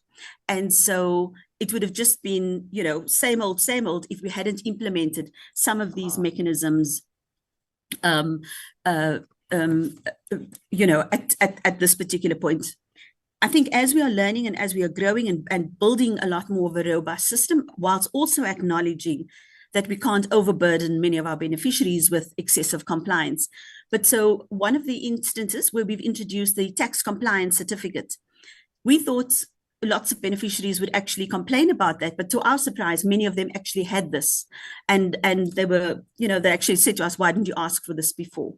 And so I think it's a constant engagement with our beneficiaries to ensure that we balance compliance and speed and serving the needs of our communities. Chair, I think I just wanted to come around to the school sports. Just in analysing the stats, so we do have our call did focus very specifically on school sports. The chairperson has met with Minister of DSAC, Sports, Arts and Culture, Minister Kodwa. They've had an engagement. Minister Kodwa also directed that rural sports is a critical focus. And so what we've, in just looking at the applications, so for instance, if I look at Limpopo, we've received 20 applications from schools, and these are both primary and high schools. Western Cape 30, Free State 1, Gauteng 8. We haven't received any, unfortunately, in the Northwest, and we'll certainly look into that as we go forward. The Eastern Cape, we've received 2 under the sports category, but there were no schools. So the Eastern Cape is also an area that we'd like to look at. KZN 1 school, Mpumalanga 1, and Northern Cape 1. So it gives us about a total of 62 schools that have applied in the current call that we would then obviously adjudicate. But the Netball Legacy Project, and there are some other legacy projects in terms of putting in place infrastructure at specific schools. There is a team in place between ourselves and DSAC to identify what specific areas and which schools this would be, and then we would start that specific rollout plan. So there is a very big focus on school sports as part of the call. Chairperson, I think that's it. I don't know if I could hand over to my chairperson. I don't know, Chair, if you want to have any kind of concluding remarks. Sorry, Ms. Chair, that I'm... you're chairing the meeting now, Jody. Apologies, Chair. No, that's fine. That's fine. It's just said in jest. I wonder whether the ICT question raised by Honourable McPherson was sufficiently covered, because he was speaking also about what is happening to the current system. Okay, Chair, I think we did say that we have Fusion as a current system. What we are doing is we are bringing in extra capacity because we don't have those skills in place to help us manage and maintain the system. There have been some questions that have come out of our BOC, our Board's Audit and Risk Committee. Vincent has that on his very, very long list of to-do items, just in terms of looking at that and ensuring that there's been no corruption built into that. Then in terms of the new system, so we'll keep Fusion, even though the board has agreed that it needs to be replaced until such time as we can then develop a new system. So some of the tech graduates that Ha was talking about, we're bringing in some of these very bright ICT minds to help us do some rapid tech development. So the idea is we build these individual stacks as part of a bigger technology stack, and we'll then look at what platform best will suit us. All of that is premised on the modernization work that we're doing in terms of unpacking the processes and then, developing really robust to be systems. Thank you, Chairperson. Okay, I want to check whether you've honored. No, you must raise your hand first. Honorable McPherson's hand is up and I'm still speaking. Please raise your hand and then I will recognize you. I just wanted to check whether you've dealt with Honorable Monakedi's question around job creation targets so that it can be properly measured. Then let me take Honorable McPherson and then Honorable Monakedi. And then I'll just hand back for you to just sweep a bit, Jody. Thank you. Honorable McPherson. So, but if the IT system is a gateway to corruption, and it is being able to hide corruption and is, the source of problems in there, and you yourself, Ms. Scholz, referred to it as quote unquote designed to enable corruption, how with good conscience do you keep a system that by your own admission is designed to hide and enable corruption? It is like admitting someone is an alcoholic. You know that is their problem, but you are determined to keep them working in a bottle store. What else do you expect to be the end result of that? So I'm quite flabbergasted by the response, knowing that IT system is an enabler of corruption, and yet there is a determination to keep it. Now, if that is the case, then I have to assume that there is no real determination to cut out corruption if one of the sources of that which enables corruption is being kept. Can you please respond to that? Thank you. Thank you, Honorable Monakedi, and then Honorable Thring after that. Chairperson, my apology, but the issue I wanted to raise, you have covered it actually. You have raised it. Thank you very much. Oh, okay. Thank you. Honorable Thring. Thank you, Chair. Chair, just two follow-up questions. One is with regards to the alleged whistleblowers that were fired or targeted under the previous board, and some of them potentially lost their jobs. What kind of reparation has been done with regards to those former employees or those who were whistleblowers that were ill-treated? What has been done to protect them or to make right what was wrong? And then secondly, some of the projects that collapsed because of the looting of the grants that should have been allocated to those projects. Can Mrs. Scholz just indicate whether there has been any progress in terms of restoring and getting those projects back on the ground, particularly where they are sorely needed, whether it's drug rehabilitation, whether it's creches, much needed creches within the township areas, but there have been projects that have fallen to the ground, and what has been done to restore those particular projects? Thank you, Chair. Thank you. I don't see any further hands. Back to you, Ms. Scholz. Thank you, Chairperson. Honourable McPherson, the IT system, so I think we must distinguish between a process and a system. In terms of the process to enable corruption, there was a lot of things, for instance, that the system didn't do. So we've been able to look at the internal controls. We've been able to strengthen that.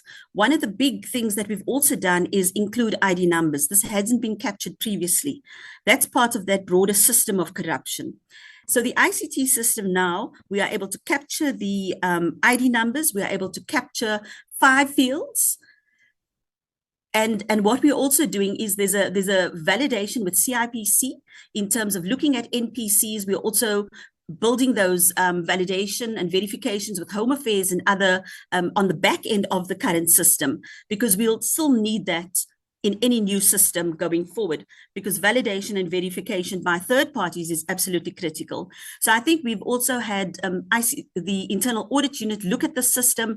We've done a range of penetration and vulnerability tests to make sure that the system can assist us. So in the absence of a new system, which we are busy building the specs for, we are comfortable that Fusion is able to assist us as we have made and strengthened these internal controls.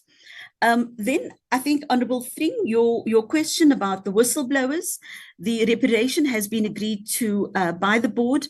There is absolute commitment to do right in terms of what was done wrong. The model that we are looking at is largely based on the SARS model. And that process we are anticipating kicking off around about October, November, where we will issue a call, invite people to come and give us their stories, and then we'll take them through a process.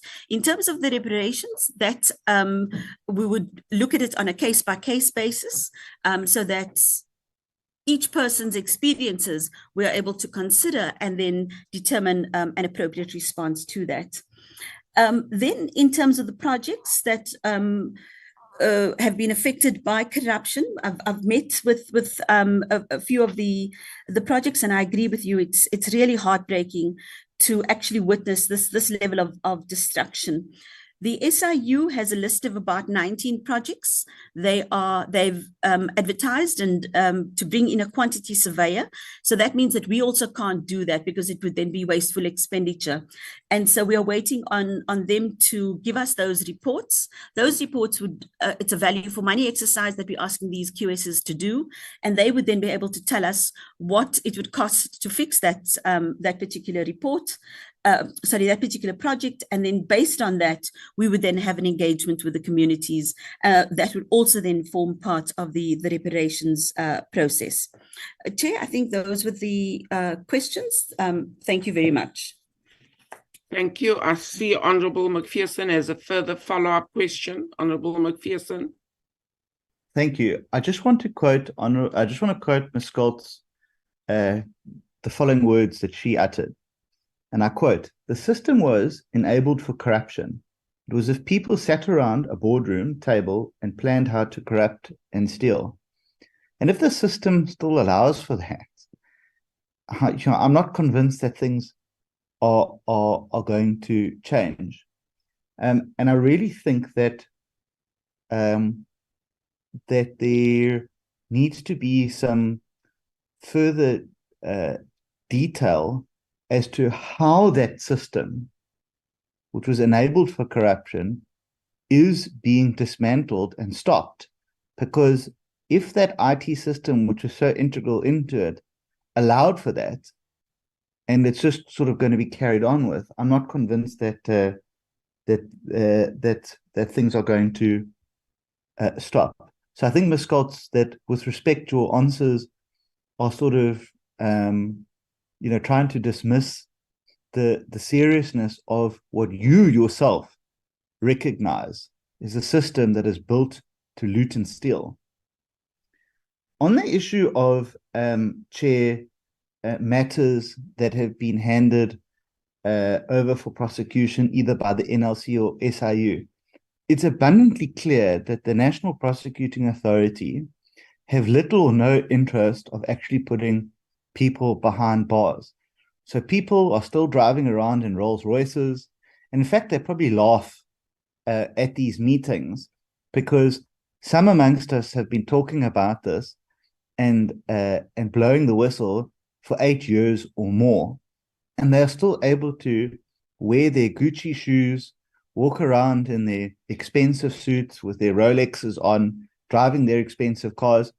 And none of them know what it's like to be in Sun City. And I'm not talking about Sun City in the Northwest. I'm talking about Sun City Prison in Johannesburg.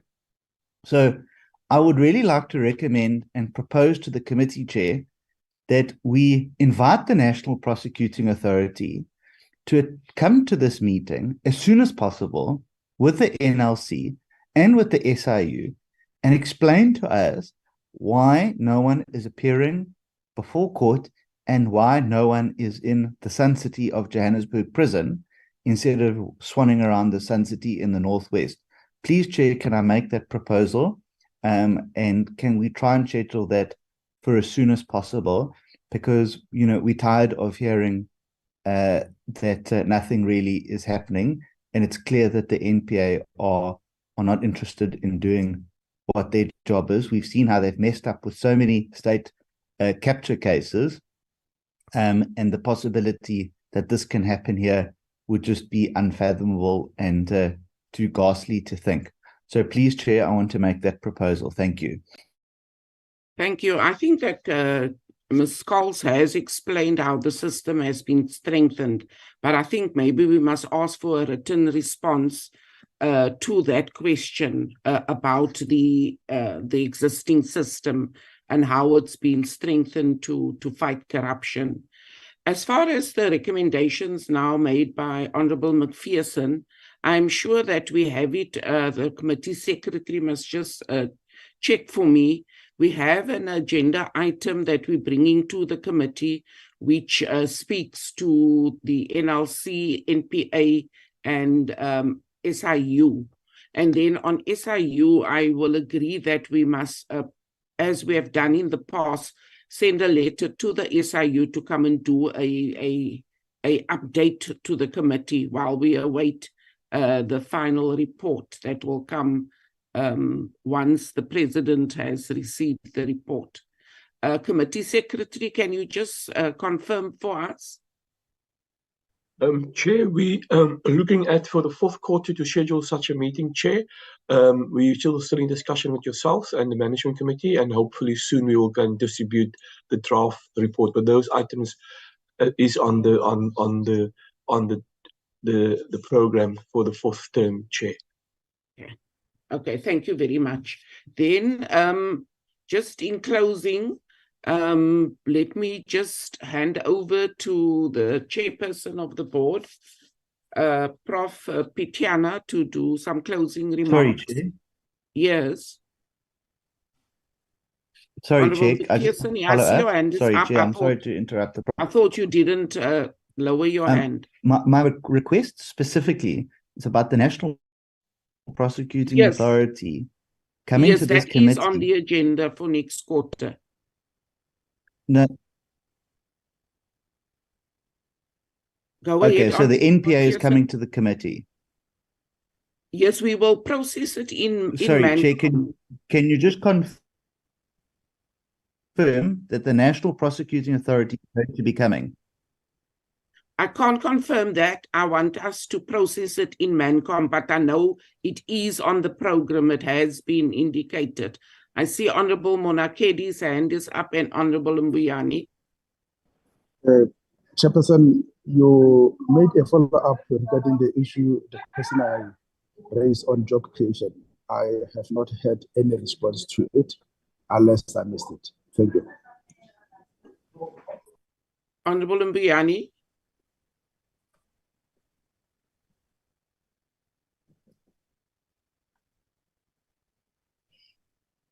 Unmute yourself. Okay. No, thank you very much, Chairperson, for the opportunity. I wanted us, because now we're not in a programming committee. Honorable McPherson has raised the issue and it has been confirmed by the Secretariat. We will definitely look at the issue, and the programming committee and also the management committee of the committee will draft and schedule the program as requested by Mr. McPherson. Thank you very much. Yeah, thank you. Honourable McPherson has also acknowledged we will definitely be scheduling a meeting. And we must just remember that this meeting was scheduled to receive that report, but we know all the issues that are flagged. And I think we all take it very seriously. Thank you, members. Can I hand over to the chairperson, Prof. Pityana? Thank you very much, Honorable Chair and members, and a word of thanks to all the honorable members and to you, Chair, for the reception of our report for Q1 this morning, and a word of thanks to my colleagues in the Commission for the work they've put into the report that we have just seen, and answering the questions that have arisen. And clearly, Chair, without putting too fine a point on it, the National Lotteries Commission is engaged in a process of repairing the wheel while the plane is flying. It has got all kinds of difficulties and dangers attendant on it, but it is a task that we determined to complete and to fulfill. Two other things have not been emphasized. The RFP, request for proposals, is currently underway, and we are looking towards the fourth license in 2025 being on course. And that is one of the issues that are going to take quite a lot of our time and responsibilities. The second one, as will be evident from the conversations that we've had, Chair, the whole program of culture, organizational culture, is a longer-term program, but it is an important program. As you can see, Chair, there's a whole number of new senior managers and executives that have been appointed. This by its nature is creating and adding a whole lot of new skills and expertise and a new environment in leadership, and which really is beneficial to the organization already. As you can see, we can already see the atmosphere in the organization as a result. That happens while the suspensions are carrying on, and the consequence management is taking place as well. Finally, Chair, it has been mentioned that there is a new board that started in May this year. And that is a board that is coming together. We are currently seeking to finalize a strategic plan for the organization, which hopefully by the end of the year shall have been finalized. And by the time we meet again, we'll have something more substantial to report on all the issues that have been raised, for which we thank the honorable members and you, Chair, for the opportunity. Thank you very much. Thank you very much. And thank you to Ms. Scholz and her team. We note that the employment targets by a question by Honorable Monakedi, we can ask you to please submit a written response to the committee on that, if there are such targets.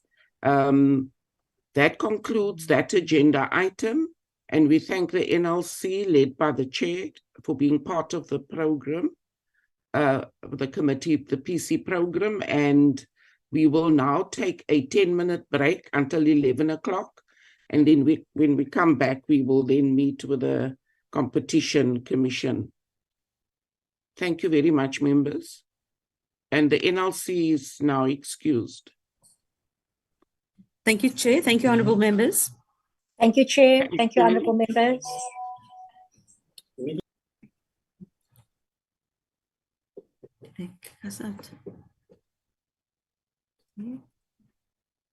Yes, you may go, Ms. Scholz. We're not kicking you out, though, so you may remain if you wish to.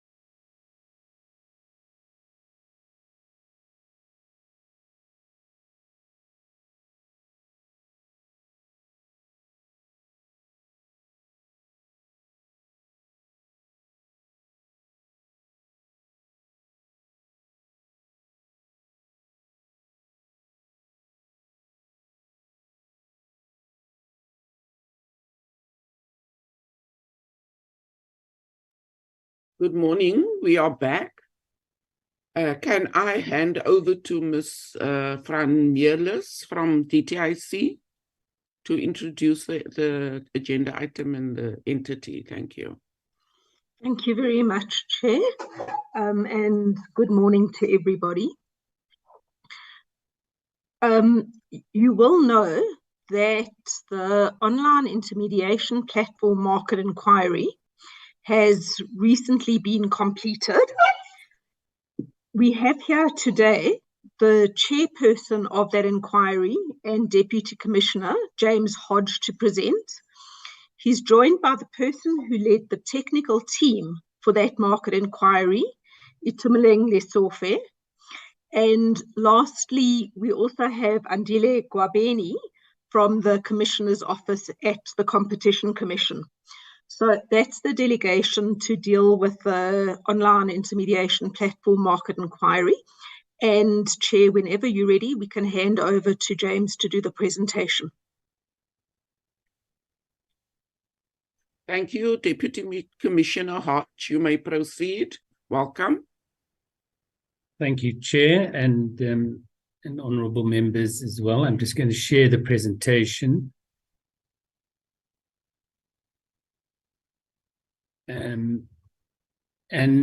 Before I begin, just to tender the apologies of the Commissioner. Commissioner Tsepe is in fact travelling as we speak to a Heads of Authorities meeting in New York. But she was a panel member of this inquiry before being appointed the Commissioner. So she has a long history with this as well and has been part of the process. Maybe to begin, I think it's important just to position an inquiry and how it fits into our enforcement tools. And it is different to typically your abusive dominance provisions that look for what we would term anti-competitive practices. An inquiry looks at market features that may impede, restrict, or distort competition. And those features can be the conduct of an individual firm, but it can just also be the structure of the market or the business models involved. So some of the findings that we have and some of the remedial actions are not necessarily the result of firms or platforms deliberately trying to hinder competition. Some of them may be just the business models that are employed in the digital markets do have competition.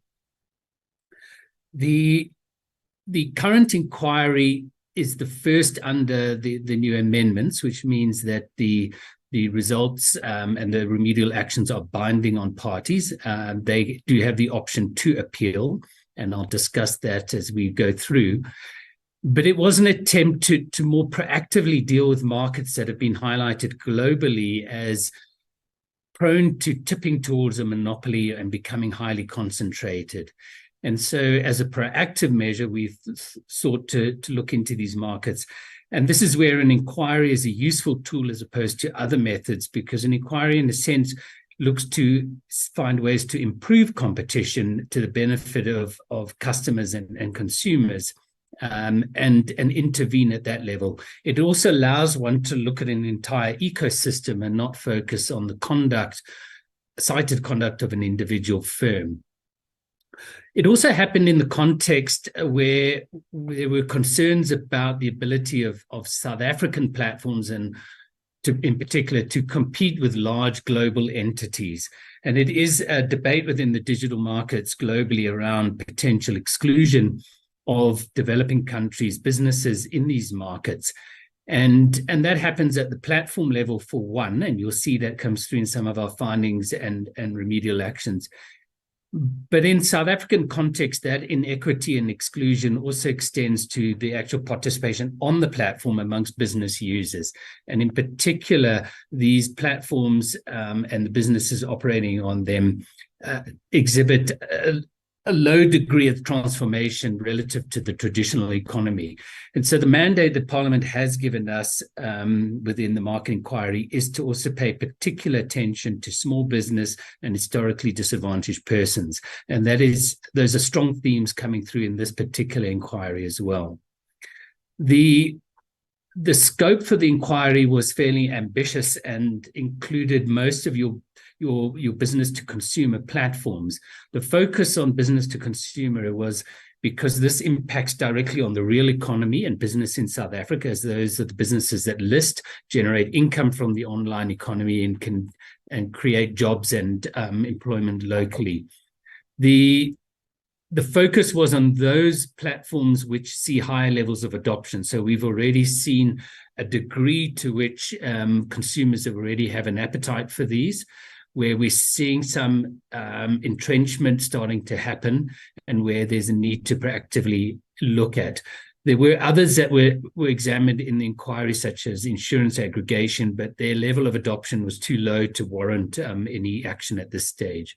So we covered e-commerce, online classifieds, where you may look for property or automotive, food delivery, travel and accommodation, your software app stores, all things that probably consumers and members of this committee may be using on a weekly basis in their ordinary lives and commercial search. What we've also included was Google search. And the reason is that under a market inquiry, you may also look at key inputs being supplied to markets. And Google search is your entry point for most consumers for commercial search in order to find a product or service that they're looking for, plays an important role in directing that traffic and hence competition. So that was an important addition to this inquiry. Just in terms of the process, this was initiated on 19th May 2021. So in the midst of the COVID crisis, but because of the ability to operate virtually, we could run this fairly easily through that process. We published our provisional report on 13 July 2022, so just over a year later. And that was subject to extensive submissions, engagements, where a number of the provisional findings and remedies were adjusted by the inquiry team in response to those submissions. And then the final report was put out on 31 July this year. Just to give you some sense of the process, because it is an extensive one, given that we have decision-making powers, we need to ensure that we are thorough and provide plenty of opportunity for engagements. So there were over 1,200 individual engagements, be those submissions from parties or stakeholders, meetings held, and requests for information. We had 4 weeks of public hearings in November 2021, and we also followed that up with a further 2 weeks of in-camera hearings in February, March 2022. Throughout this process, we've had ongoing engagements and meetings with parties on request and at our request, just to understand something a little better, to get more evidence, to test certain theories. So it has been a lengthy but thorough process. As I mentioned, this is the first under the amendments that this Parliament had passed. And part of the extensive delay, in the sense of the inquiry, which should be completed within 18 months and did go over that period, was in order to facilitate negotiations with many parties. And we commend most of the parties for very cooperative engagement with the inquiry and a very open and transparent engagement. While some of them may not agree with the findings, the level of cooperation in looking to find solutions and to improve not only the functioning of the markets, but also inclusion in these markets was commendable. And we hope that that's is a forerunner for what we see in future inquiries. So just to give you a context, as I said, we do allow under the Act appeals to the Competition Tribunal. That period for lodging any appeals has passed, so we can let the committee know that as of now, Google Search, Google Play Store, Takealot, Mr. D Food, Property 24, Auto Trader, Cars.co, Bolt Food, and almost all your big local and international restaurant chains have accepted the findings and will be implementing these findings.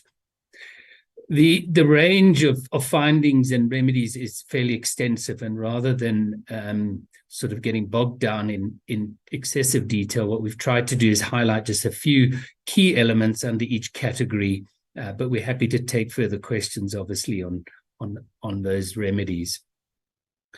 So starting with Google search, which shapes competition amongst all these platform categories, as I indicated, it's a critical gateway for consumers. Google itself holds about 95% of search in South Africa. And consumers will typically go onto Google in order to look for products and services. Although you might go direct at times to an app or to look up your favorite store, Google plays an important role in providing, even if you're typing in Takealot, offering you other options in terms of the search page. And Google search is funded by advertising, and that's how it is funded. And so what it does is put adverts at the top of the page, and that's where consumers typically click through. So the ads do shape, in a sense, competition. It directs consumers. And our finding was that your larger businesses with large budgets can, in fact, then dominate the search page and capture a lot of the consumers. And this is a common consumer acquisition strategy, even for global companies entering markets such as South Africa, to get prominence. Google also has its own shopping unit, it has its own travel unit, and those continue to expand and offer additional services which compete with some of the platforms that operate in e-commerce, in travel and accommodation as well.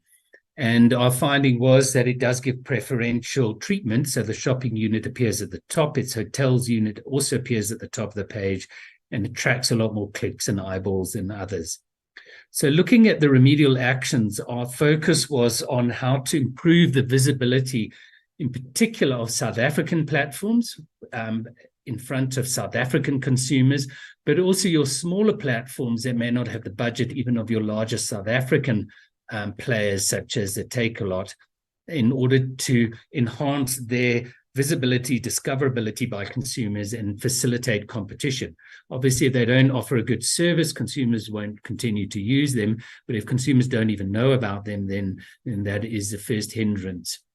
So in terms of the discussions and extensive negotiations with Google, the remedial actions that have been agreed were to provide advertising credits to the tune of 180 million for South African platforms, smaller South African platforms, to get visibility and prominence, to invest 150 million in training support, in particular for small and Black-owned platforms, in order to improve the effectiveness of their advertising campaigns, to use other products to get visibility and promote their discoverability. They're going to introduce a new platform site, so a unit, much like your shopping unit that you may be familiar with at the top, that will promote South African platforms and have a prominence within the search results. And then there'll be a South African flag identifier and search filter for South African consumers to aid those who wish to support local platforms rather than, say, booking on a foreign platform for travel. To address the self-preferencing, Google has agreed to implement the same changes it will have to implement in the European Union to comply with the Digital Markets Act. This is seen as, I think, preferable for both Google and ourselves, insofar as it enables them to have one solution and not have to engineer different solutions for different countries. For us, we benefit from, in the sense, a low regulatory burden by sort of piggybacking on the European Union's engagement on this. And as I indicated, Google is not appealing and they'll be implementing. Moving on to e-commerce, here the largest player, as you'll all be aware, is Takealot, and it leads by some distance from its rivals domestically. Takealot operates what we call a hybrid model, where it retails products itself, but it also allows marketplace sellers to use its platform to sell to consumers. And this is a win-win situation. For Takealot, it enables them to expand the range of products they provide consumers. And for marketplace sellers, they don't have to invest in the infrastructure required for warehousing and delivery, and can use Takealot and Takealot's reputation as well. And that is the dominant model. It's the same as the Amazon model that you may be aware of globally as well. The one difficulty this does create, in essence, is a potential conflict of interest, where Takealot retailers and at more retail buyer level who are incentivized to sell may seek to favor itself and potentially also exploit sellers on the platform. We heard a lot about a lot of complaints from sellers, but some was in respect of business model features such as a generous returns policy, which we didn't take action on, where we understood quite clearly it's part of the online model to improve customer experience and get customer adoption. So we were selective in the sense of what we felt was a truly problematic feature and what was not a problematic. In terms of just smaller and also historically disadvantaged businesses, the Takealot will prioritize your larger established businesses in onboarding because they would generally bring more sales in the process. The other thing Takealot did have is a so-called price parity clause, which means that a marketplace seller cannot price lower on their own online channel compared to Takealot when they sell through Takealot. So the remedial actions have been designed and have some resonance with some of the considerations around Amazon globally. So the first is just to try and remove this conflict by separating your retail and marketplace operations really through different divisional heads and preventing the exchange of confidential data. The concern is that a marketplace seller that looks to innovate either through new products or trialing products from other markets in South Africa and investing in their consumer adoption and acceptance, that may see that later taken away by a marketplace approaching their own suppliers and undercutting them and improving their performance. So that's what exchange of data seeks to prevent and promote the continued innovation among sellers. There was also concern around the delays for dispute resolution, which may have a cost, especially for smaller businesses, as they're holding the cost until it is resolved. So Takealot has agreed to a 60-day resolution process. Previously, there were instances where the marketplace would preclude sellers from selling certain brands, and that has been stopped unless it's on the request of the brand itself, and that can happen, and it can be pro-competitive if it is from the brand itself. And then just internal processes around ensuring that conduct which impacts or harms marketplace sellers is a disciplinary offence and also can be independently assessed. For your Black-owned businesses, what we have done with all of these platforms is to allow them to make an offer which they think is meaningful, which they think best addresses the factors hindering participation on their platform. And so what you see across as we run across the different platforms, whilst we're focused on onboarding, reduction in fees initially, and promotional opportunities to get visibility for Black-owned businesses on these platforms, the precise features and program is different and is that proposed by the platforms themselves. So here we have prioritized onboarding. We have a 3-month fee for waiver. We have promotional rebates, and then periodic targeted campaigns will be run for Black-owned businesses on the Takealot platform. There's also a commitment to develop a program around mentoring and developing and promoting rural and female-based businesses on the Takealot platform in future, and that will be designed. And as I indicated, Takealot will be implementing these remedies. On food delivery, we do have 2 large platforms, Mr. D Food and Uber Eats. We also have Bolt, which is an international player, but it's come late and has a small market share. In essence, the food delivery model is to charge restaurants a commission fee to cover most of their costs, although you as a consumer might occasionally be charged a delivery fee, this is typically a fraction of what it actually costs to deliver to you. And so these platforms are largely funded through restaurant commission fees, which then often put a surcharge on their menu items in order to cover that commission.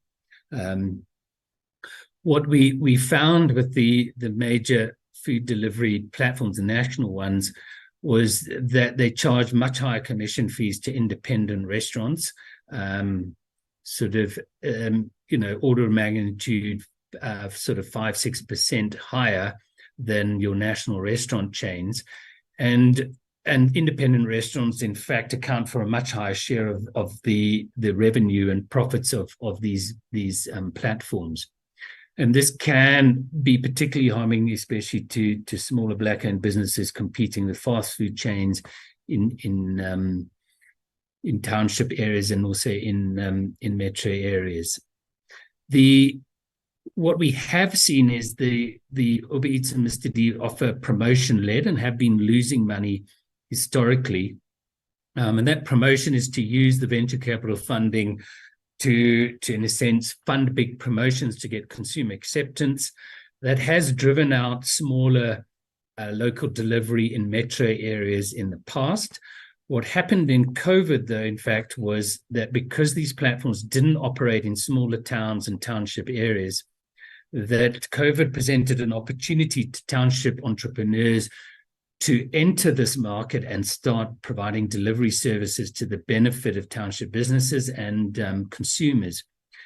And these delivery entrepreneurs had to overcome quite considerable difficulties in terms of just, the lack of Google Maps, cash crime, and they have innovated and shown remarkable entrepreneurship in the process. What has restricted their growth to some extent is that some of the franchisees of your national chains have been instructed not to list on platforms other than Uber Eats and Mr. D, and it is a fraction of the restaurant chains. It's not universal. And obviously not having the full range of restaurants in the area is a hindrance to these businesses. And now, as Uber Eats and Mr. D seek to enter these markets, that could put the local entrepreneurs at a disadvantage. The other is a lack of transparency on your menu surcharges. Typically, your local delivery services charge a much lower commission fee because they don't do the promotion-led model, which means your everyday menu items outside of promotions could be cheaper on those platforms, and consumers should be made aware of that difference. So in terms of the remedial actions with Mr. D Food and Uber Eats, we have asked them to reduce their commission fees to independent restaurants in recognizing that they are moving from a loss-making situation. We have tried to be proportionate and look at what proposals that they wish to put forward. And Uber Eats, in the course of the inquiry, did implement a tiered commission fee structure as an experiment in response to the inquiry concerns. And Mr. D has made their proposal around converting commission fees into promotions on the platform. So in effect, a low commission fee is charged and more promotion should take place. We have put in a remedy that prevents restaurant chains from deliberately restricting franchisees from their choice of food delivery service in their area. They can set criteria, minimum criteria for health, safety, other legal requirements, but also their own requirements, but these should not be exclusionary. So they shouldn't, for instance, exclude a local player simply because they don't have a national presence. And those are the kind of rules we have seen in some of these restaurant chains. So this doesn't require those franchisees to use local delivery. All it does is stop the head office and franchisor from preventing them from exercising their choice. And I think that's important just to emphasize, because for some of these businesses, they see the benefit. They have a common incentive around not harming the brand and building their business, and have wanted to use local delivery, but but have not been able to. And that applies to Bolt Food as well, who told the inquiry, they must have been turned down by something like 1,500 restaurant franchisees, which hinders them competing even on a national basis. In terms of offers to programs for Black-owned restaurants in the food area, we've got personalized onboarding, waiver reduction of subscription fees, roughly 3,000 Rand in ad credits from both, and some targeted monthly promotions that will take place. And hopefully, again, you will start to see this as a user coming through in your experience, and the same with Takealot as well. Mr. D Food and Uber Eats are implementing. Uber Eats is appealing the fee reduction remedy, even though it has implemented so far. The software application stores, this is really Google Play and Apple App Stores. Google Play is on your Android phones and Apple App on your Apple phones. And those are the dominant app stores. For Apple, they don't allow any others. For the Android devices, the contracts that Google has globally with device manufacturers, and which is subject to litigation elsewhere, has essentially put it as the default. Because of that position and the requirement that when you purchase on these stores, you use their in-app purchasing system, means they have the ability to charge excessive commission fees.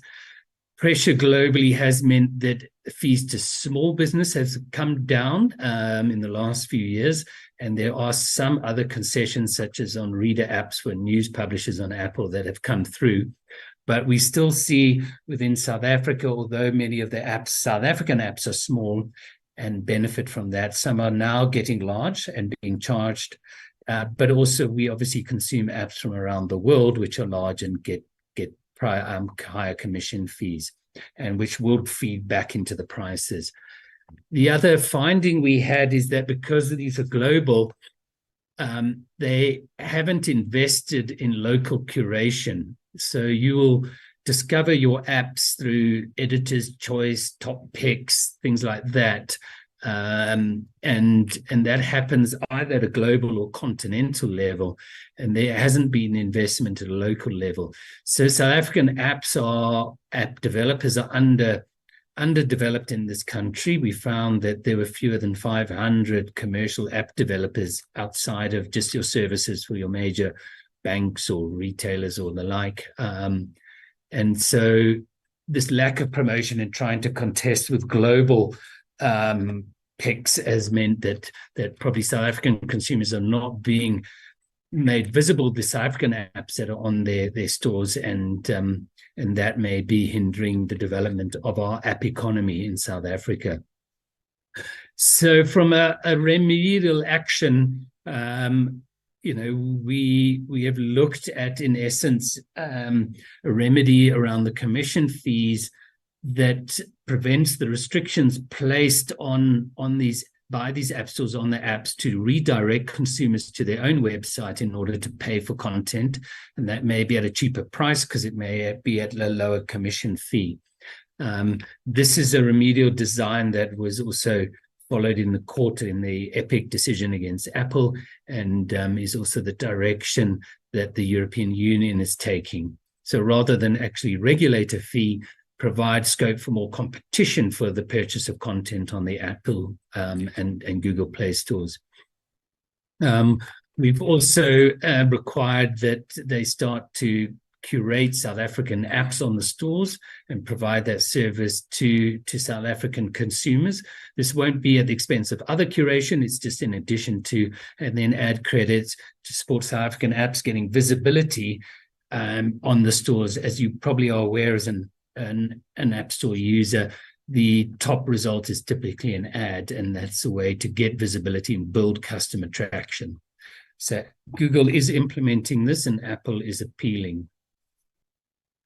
On online classifieds, which is almost done, the essence of online classified is free for you to use. That's because estate agents and automotive dealers are charged a listing fee and also fees to improve their position on the listing. So appear at the top or get a boost in the ranking.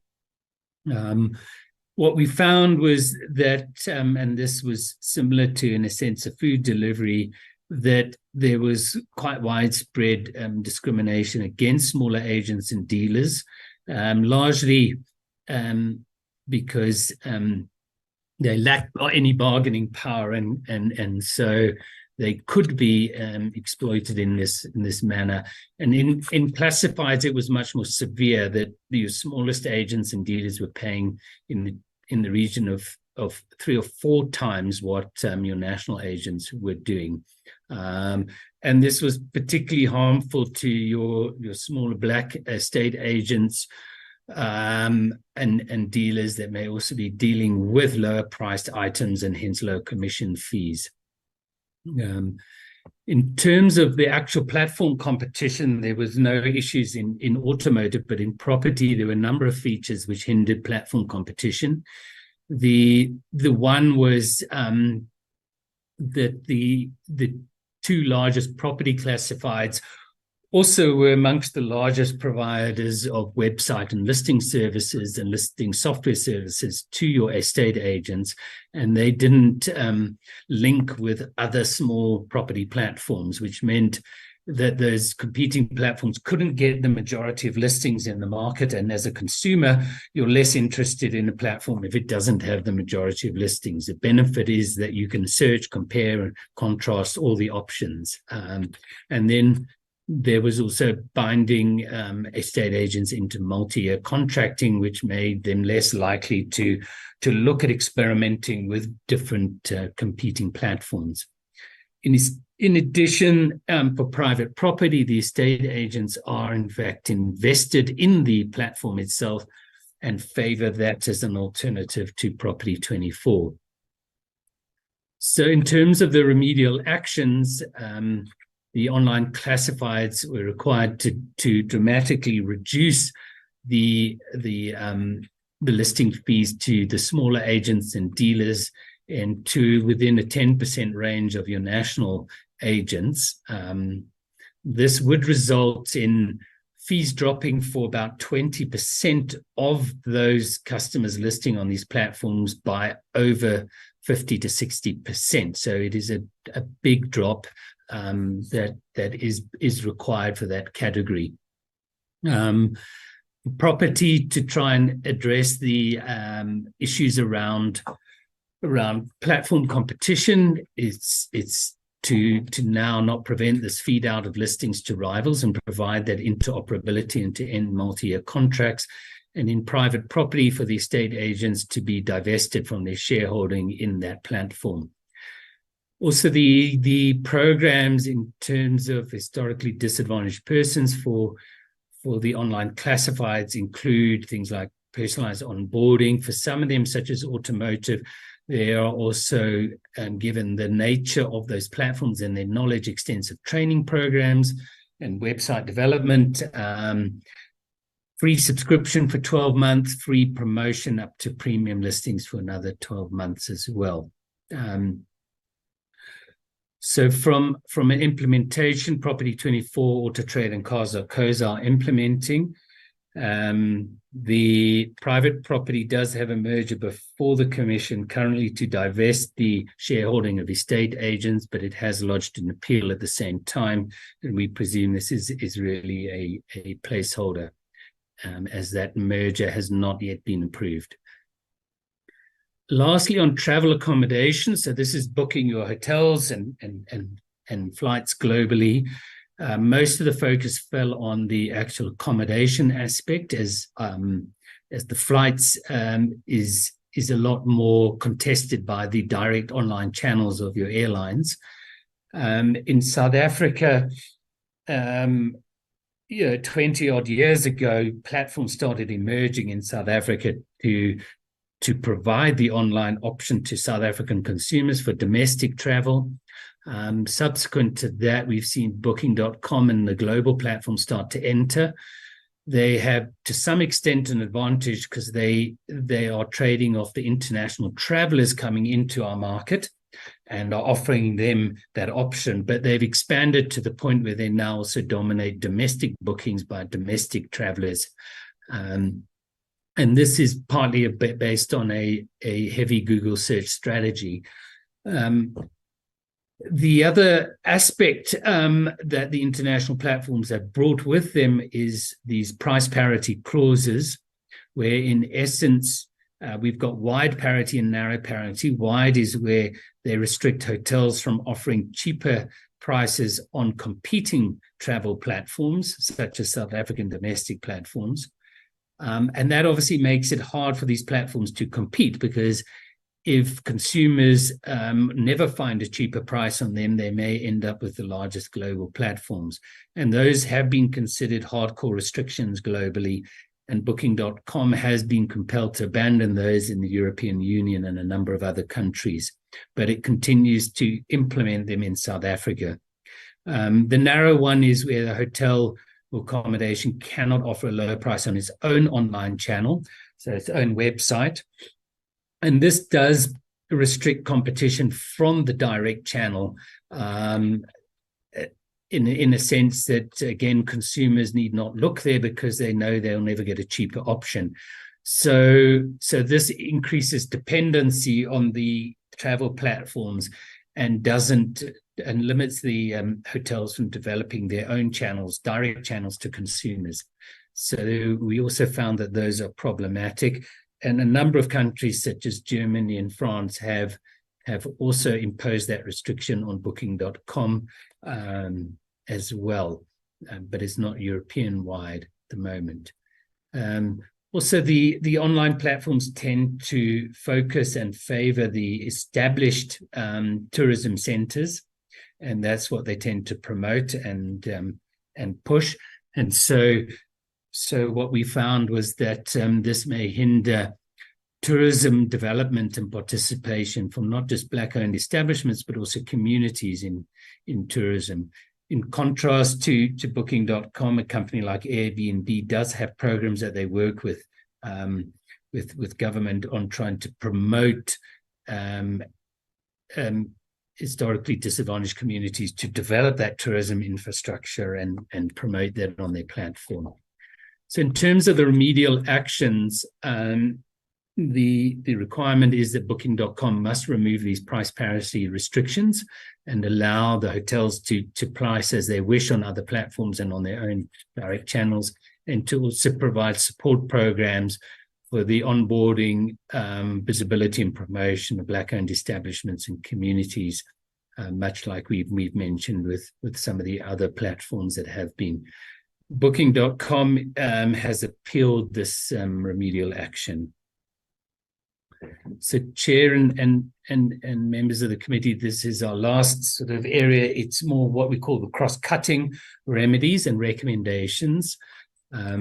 So from a remedial action perspective, advertising transparency is important on the platforms insofar as if a business that is listed has paid to appear at the top, it should be labeled as advertising because it is advertising. It doesn't appear there because it is the best option for the user's search. Similarly, if they get a promotion in the ranking, which is what also some of these platforms offer, they've got that boost in the ranking, again, not because of the inherent features of their listing that match the search query of the user, but rather because they've paid for that.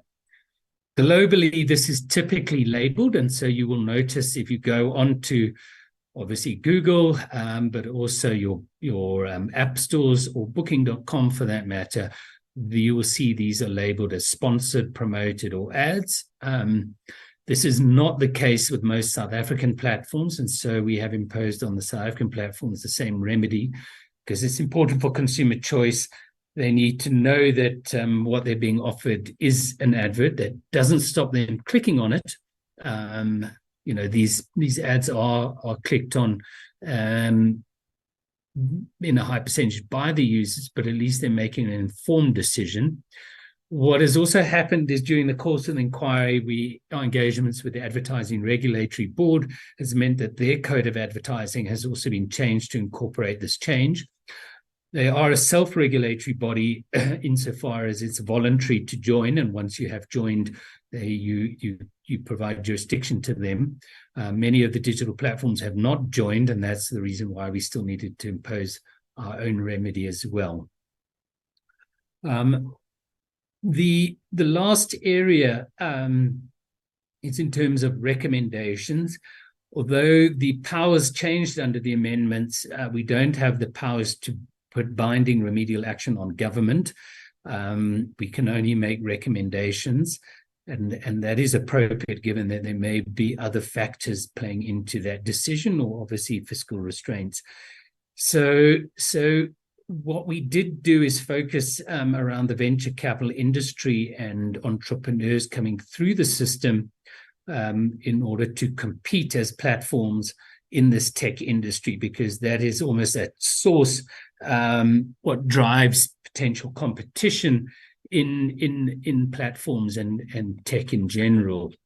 And certainly here there's a finding that at your early stage of tech development and what they call pre-revenue or seed level, entrepreneurs are generally reliant on families, friends, and a network for your sort of angel investor to sponsor them and fund them until they have a revenue model that attracts the interest of venture capital and comes in at the post-revenue stage or later stage.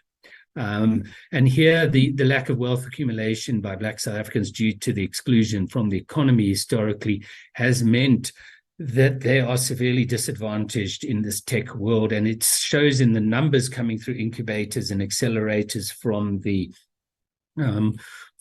venture capital firms that we engaged with. And this is generally acknowledged as an issue, but the venture capital industry doesn't fund at that stage because it's higher risk. And so the recommendation here is to look at converting some of the current funding that does occur through government into a startup fund to support Black digital entrepreneurs, and looking at the kind of first loss funding and funding of incubators, accelerators, but doing so largely through the venture capital industry, because the benefits this provides, and we've seen this with the SA SME Fund, which was a joint initiative between government and business, that it crowds in funding, because if government comes in as first loss and reduces the risk for private investors, then you can build in private investment. And so in that way, in a sense, the investment made by government has a multiplier effect in bringing in far more funding. And it can be by converting some of the programs that do exist to provide this. It is on a different basis. It's not necessarily looking for a financial return because it's first loss funding. There may be financial return with certain ventures that do take off, but it's more social impact funding that does happen as well through some programs in government. Then added to this is to look at within the financial sector charter whether the current mandates around transformation of ownership, management, etc., can be extended to mandates for financial sector to apportion an element of their venture capital funding and institutional funding to be for Black entrepreneurs, much like the SA SME Fund has a mandate, but few others do. That, as this committee will be aware, changes to the charter is required by the majority of members. So that is something that all we can do is recommend, and membership must consider the extent to which it is appropriate at this stage in the development of venture capital in South Africa. And that, Chair, is the end of our presentation, and we welcome any questions from the committee.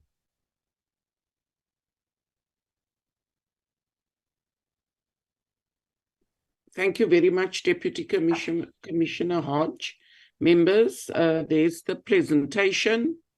Can we have hands for discussion?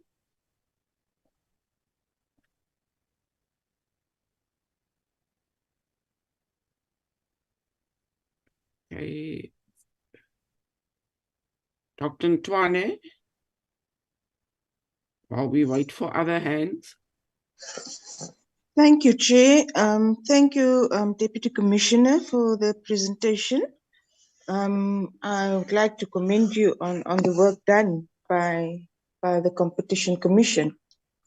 So, on the remedial action of Google, granting smaller South African platforms 180 million in advertising credits. How did the Commission measure this figure and consider it to be the most appropriate?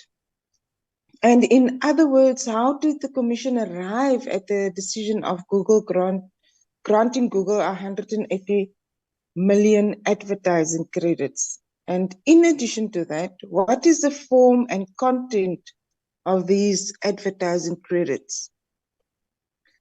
Then, how will the Competition Commission monitor the implementation of the 150 million training that the remedial action directs for Google to provide to Black-owned online SMMEs? And does the Commission have an idea of how many Black SMMEs will require this training? If so, is this aligned to the figure of 150 million? Thank you, Chair. Thank you. Honorable Monakedi. Chairperson, thank you very much, and thanks for the presentation. I've got only one question, and this relates to, that is the issue of Black communities, that they struggle to compete in the tourism sector due to historical lack of tourism infrastructure development. And online travel agents have, in the main, continued to focus on established tourism and travel destination, and in the process, obviously reinforcing the historical advantage and disadvantages. This impedes the ability of Black-owned establishments and communities to compete and sustain themselves in the tourism industry. This challenge cannot obviously be resolved by the bookings.com alone.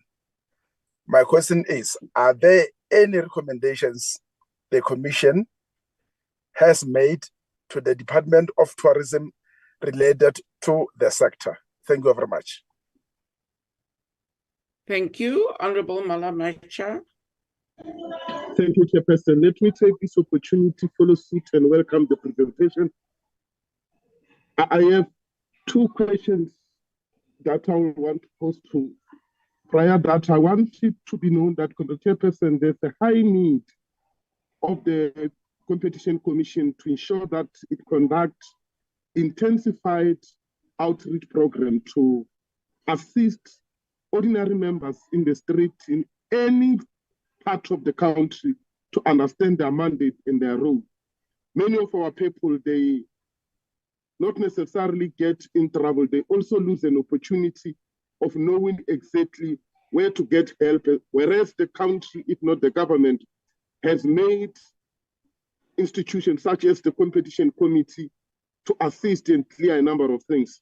I think that particular program really needs to be intensified and talk to us.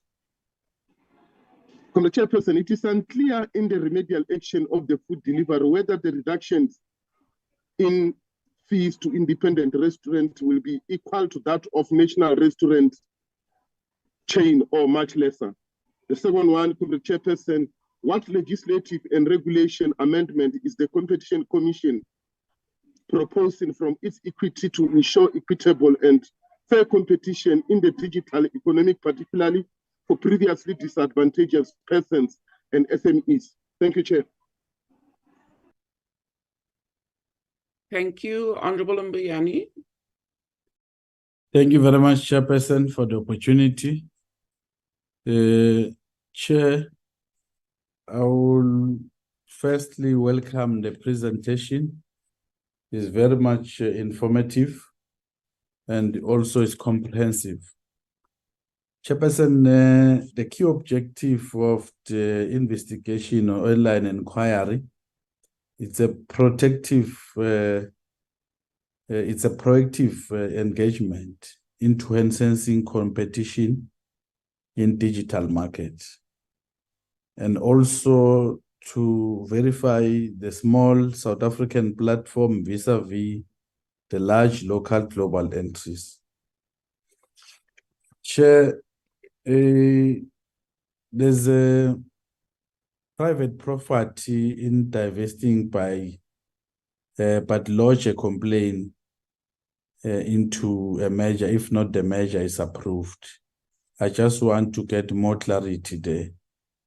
And also the lack of wealth accumulation by Black South Africans due to exclusion from the mainstream economy. Chair, I just wanted to check, man, what will be the consequences should Google fail to provide this training and advertising credit? Secondly, in terms of the travel and accommodation, what are the barriers to entry that the Commission identified for the Black SMME in the sector? Maybe lastly, Chair, there's a recommendation that government should implement an HDP startup fund to support Black digital enterprises. Just wanted to check whether government, they mean the broader government or some entities around government departments. Let me pause there for now, but the Chair, we really appreciate this one in terms of the estate agents, and also maybe to check as to what else can be done to alleviate this process, because really, if as of now, if I can go to a private entity or estate agents want to buy the same car, I, as a Black person, I will not get this very same quotation that maybe what person will get. So I just want to understand that what are the laws in place and what is it as parliamentarians can do to alleviate this to happen maybe in the future. No, let me pause there for now. Chairperson, thank you for the opportunity. Thank you very much. Deputy Commissioner. Thank you, Chair, and thank you, members, for these useful questions. So maybe to start with Member Ntwane and the remedial actions around Google. In terms of finding what is an appropriate remedy and also the size of that remedy. I mean, this was the process of fairly extensive discussions and negotiations. And that's where I think the panel and the technical team demonstrated quite clearly that this was a fair and reasonable process. We had initially looked at alternative remedies such as removing ads from the top in the provisional findings in order to promote organic results. We were told that not only is that technically difficult to do and unlikely and maybe hey, how are you? Honorable Mbuyane, please mute. Oh. Thank you, Chair.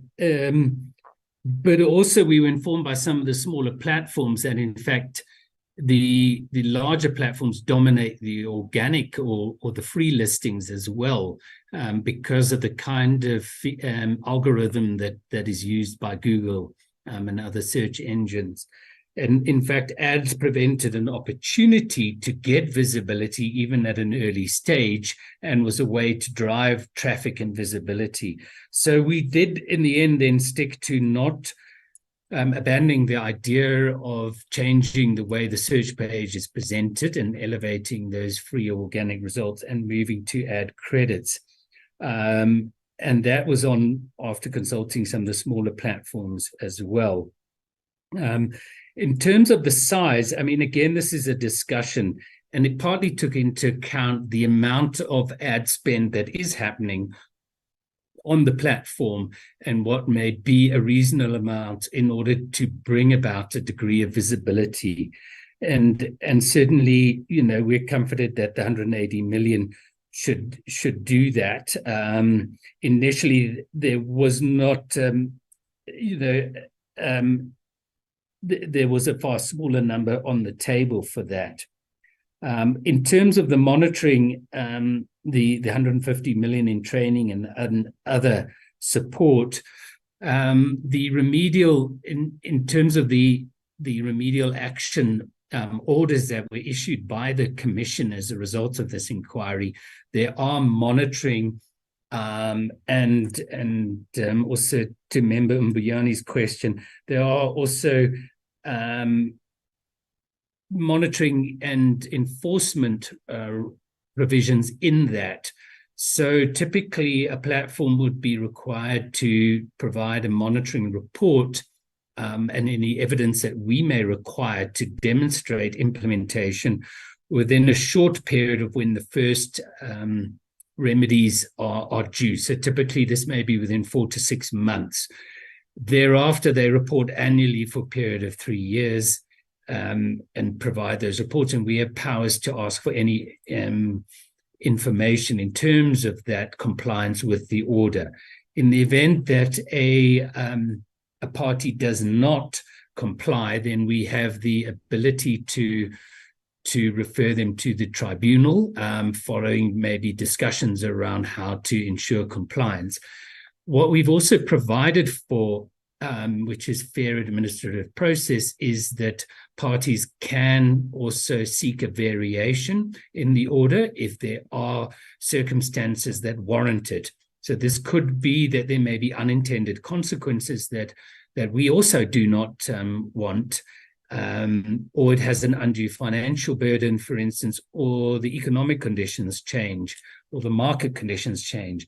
So that the parties would typically engage with us first. If we agree, then those variations happen, and those would be easy on things like timetable, if it's going to take a few more months to implement. But for bigger ones, they also have the right to go to the competition tribunal if we disagree, and to contest it there. And with Google in particular, we have come to a sort of engagement around almost monitoring not just the implementation, but the efficacy, because some of these are unique. They're unique globally, even for a player such as Google. So while some have some resonance with actions taken elsewhere, such as the implementation of Digital Markets Acts in South Africa, others are unique because we have unique concerns around inclusion in the digital economy, both as a country and for historically disadvantaged communities. So because those go over and above the global concerns, we are looking at not just monitoring, but also determining the efficacy of these instruments and look to vary them if they are not effective. And so there is that additional almost experimentation that we can do around the implementation. And that is one of the advantages of the digital economy, is that one can in fact run experiments with remedies to determine how it changes behavior and how this may impact on the intended beneficiaries or not. We also do want to avoid unintended consequences, and that's why we've built in those variation clauses. So I'm hoping that largely addresses the questions of Member Ntwane. Next, the questions of Member Monakeri in terms of inclusion and exclusion from the tourism industry. I mean, you're absolutely correct that the remedies here in terms of the platform alone will not achieve that. It is about infrastructure. It is about other factors. To your direct question around recommendations to the Department of Tourism, we have not made recommendations, and the reason is that our focus is on platform competition in terms of the terms of reference of this inquiry, and features in those platforms that might hinder or impede competition. And so the feature of these platforms in the promotion of established tourism destinations, which are predominantly owned by previously advantaged whites, that has an impact on competition on the platform between establishments from Black communities and Black-owned establishments, and hence the reason why we sought to address that. But it would be beyond the remit of the inquiry to propose other measures for the Department of Tourism.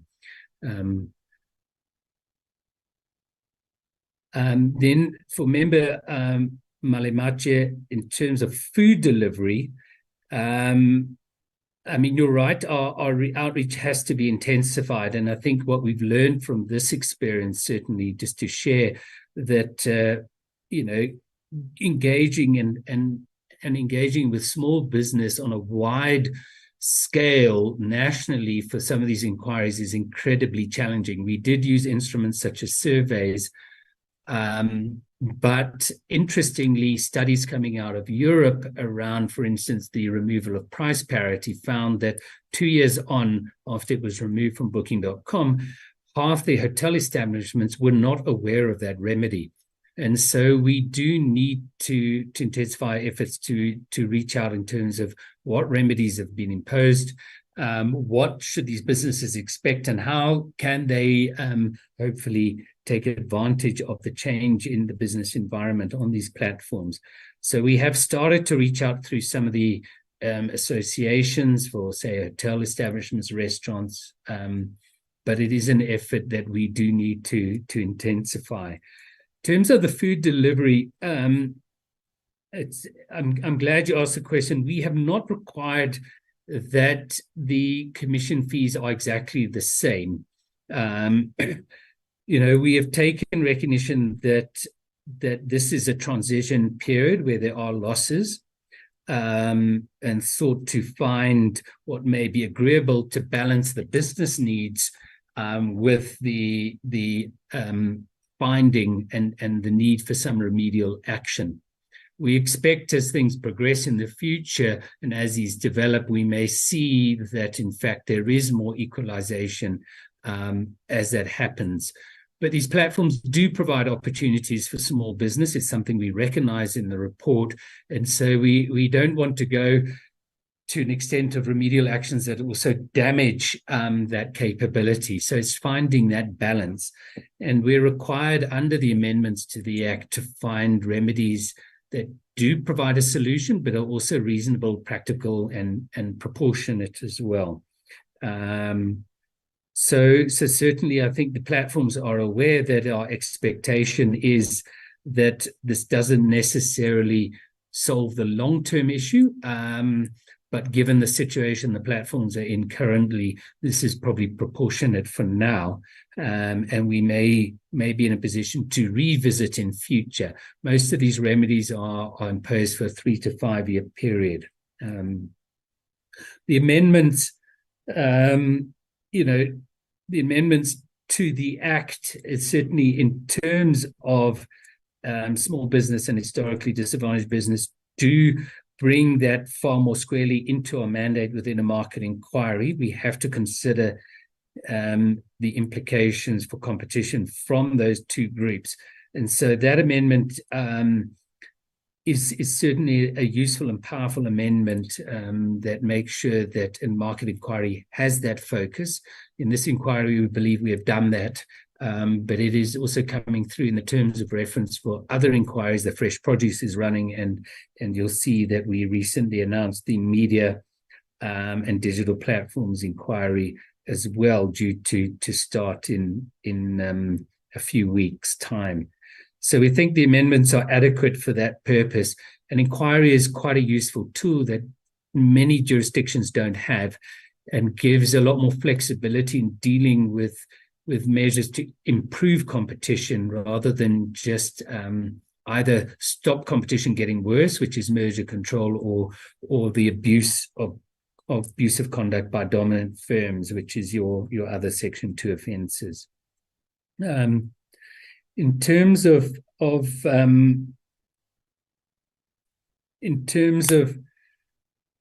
Member Mbuyane, I think I've already answered around if people do fail to implement or comply. So there is that reporting requirement, and we can engage. And if there are difficulties, we may seek a variation, but otherwise we will seek to enforce it before the tribunal. Certainly, look, I can't talk to the broader estate agency profession and other conduct that may be taking place. Certainly, it was the observation of this inquiry that this is a substantially untransformed industry and fairly segregated.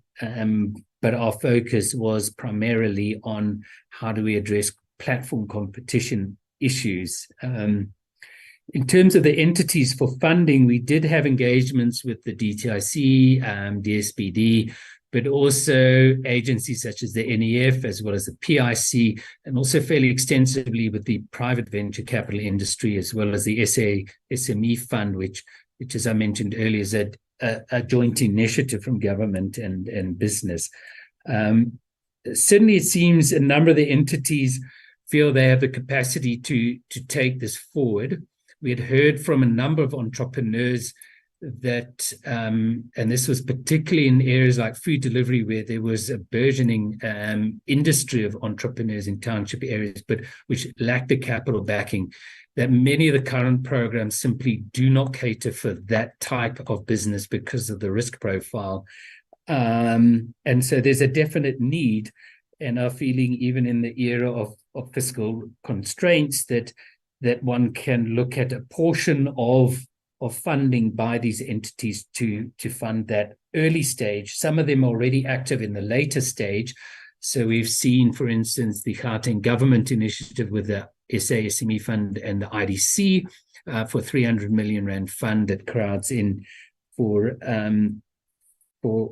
township businesses in the Gauteng province, is precisely that sort of initiative that can still take place. But there's certainly a huge amount of entrepreneurial talent that could create jobs, businesses, expand the economy, that is well worth exploring through this funding, I think, through the government entities. I mean, we've also asked that even existing programs that look at small businesses, just helping small business operations, that they also look at funding, for instance, to assist in the investments required to get on certain platforms, such as the Takealot. And what we've seen, by promoting the platforms, trying to facilitate that entry, that should make these lower risk funding opportunities for the small businesses, because they will have the backing of the platform to drop fees and promote and onboard, that it can also crowd in funding, both from the private sector, but make the return on existing small business initiatives much higher. So we think that is complementary. Whilst we may have unlocked the market access on the platform side, that can also be promoted on the side of the funding. Chair, I'm hoping that I have answered all the questions from the members, and we're happy to take more. Okay. Can I just check with members? We do have a bit of time. Do you have any follow-up questions? Oh, okay. I see you have adequately responded. Who's unmuted? Honorable Malamacha. Malamacha. Chair. Yeah, yes, thanks for the response. It's just I wanted to check if he did touch in his opinion, because I wanted to throw this one to say, what will be the consequences should the Google fail to provide this training and advertising credit? The last one, but in terms of travel and accommodation, what are the barriers to entry that the Commission identified for Black SMEs in the sector? These are the two questions that I thought I must end with it. Thank you. Thank you very much. Mr. Hodge. Thank you, and apologies if I did miss those questions, Member Malemachi. So the consequences, the first consequence for non-compliance is we would seek an order to have compliance enforced. Failing that, before the tribunal may issue an order to, as I say, force compliance or impose penalties for that. So that is something we would look down the road, but there's a long history within the Commissioner around compliance with, say, merger conditions and other enforcement. Typically, we do not have a problem, and parties that have difficulty in compliance would seek rather variation in the order, given our Act. In terms of travel, just taking a step back and focusing more on the platform side. I mean, these platforms, especially in travel and accommodation, have become critically important for the booking of hotel and travel arrangements, for researching travel options, looking for reviews, and I'm sure the members will be familiar yourselves in using them extensively to get that. So the platforms have become important in terms of what we call discoverability and visibility. If you're not visible and discoverable on these platforms, these different travel platforms, as someone put it more in the context of Google, if you're not on page one, you don't exist as a business. And we're increasingly there within the travel world that if you don't have visibility and consumers can't find you and are pointed to you and made you visible, then you're not going to be seeing the extent of bookings. What we see across all these platforms is consumers tend to click near the top on those options and explore them. They may explore the whole first page, but it's very rare they look at the second page of results. And those people are the exception, not the rule. And what all of these platforms are doing is, once they've built that gateway and importance to businesses, they start to offer promotional opportunities that we talked about, which is, the ability to appear at the top, to get a boost in your ranking. And travel platforms are exactly the same. And in fact, we found that a high proportion of the top 10 results are typically establishments that have paid for that position or paid extra commission fees or for that boost. So this does pose a barrier for Black SMEs. If you're not an established business with a strong revenue stream and capital backing, then you have less to invest in that promotional opportunities. And that's why we've sought to impose a remedy on Booking.com, because much like Google and the benefit to bigger businesses, whilst these platforms do offer opportunities for small business, they can also, in a sense, promote larger firms on that. So this is where if you're not in an established tourism community or you're a new entrant, as many Black-owned SMEs will find themselves in that position, you're going to need to invest up front to try and get that visibility, get consumer reviews, traction in the market before you can take off. So that is one of the barriers. I mean, as was pointed out by Member Monakeri, there's many others, lack of infrastructure and other things that probably also play into that. But at platform specific, that's something we sought to address. Thank you, Chair.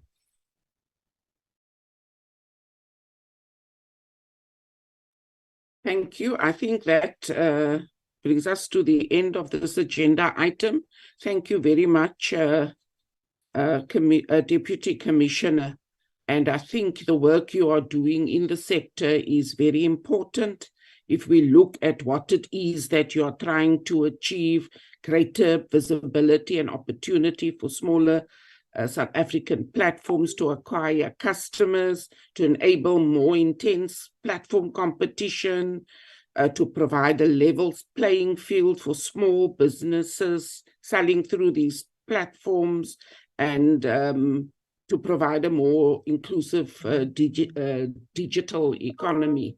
I think the work you're doing is very important, and I think as a portfolio committee, we will definitely call you back to give us more reports as we go forward and see if we can see the results in action of the remedial measures that you're putting in place.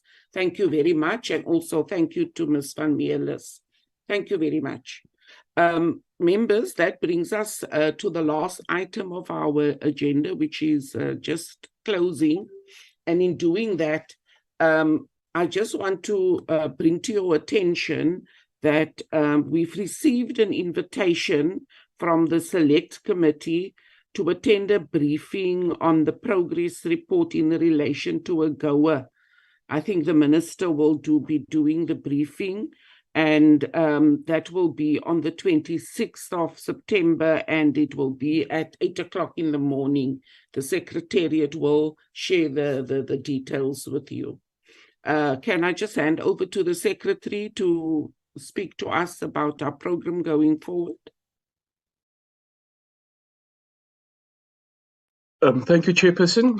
The program for the third quarter has concluded. We originally scheduled a briefing on the copyright and performance protection for tomorrow, but the matter has not yet been resolved in the NCLP. The NCLP is only scheduled a debate on the matter next week, so that will have to stand over.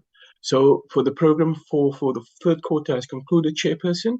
As you indicated, we will communicate with members the link once we receive it from the Select Committee for next week's meeting.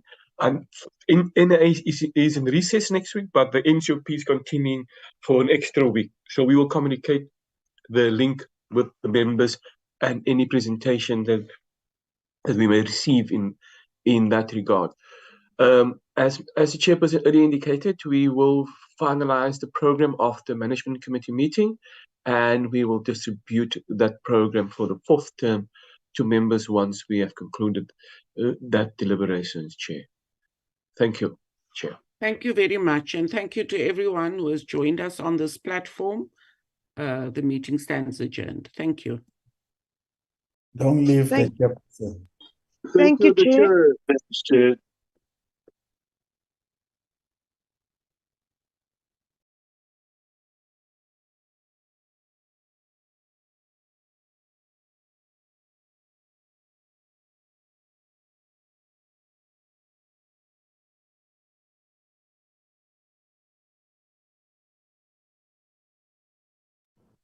Thank you, Chair.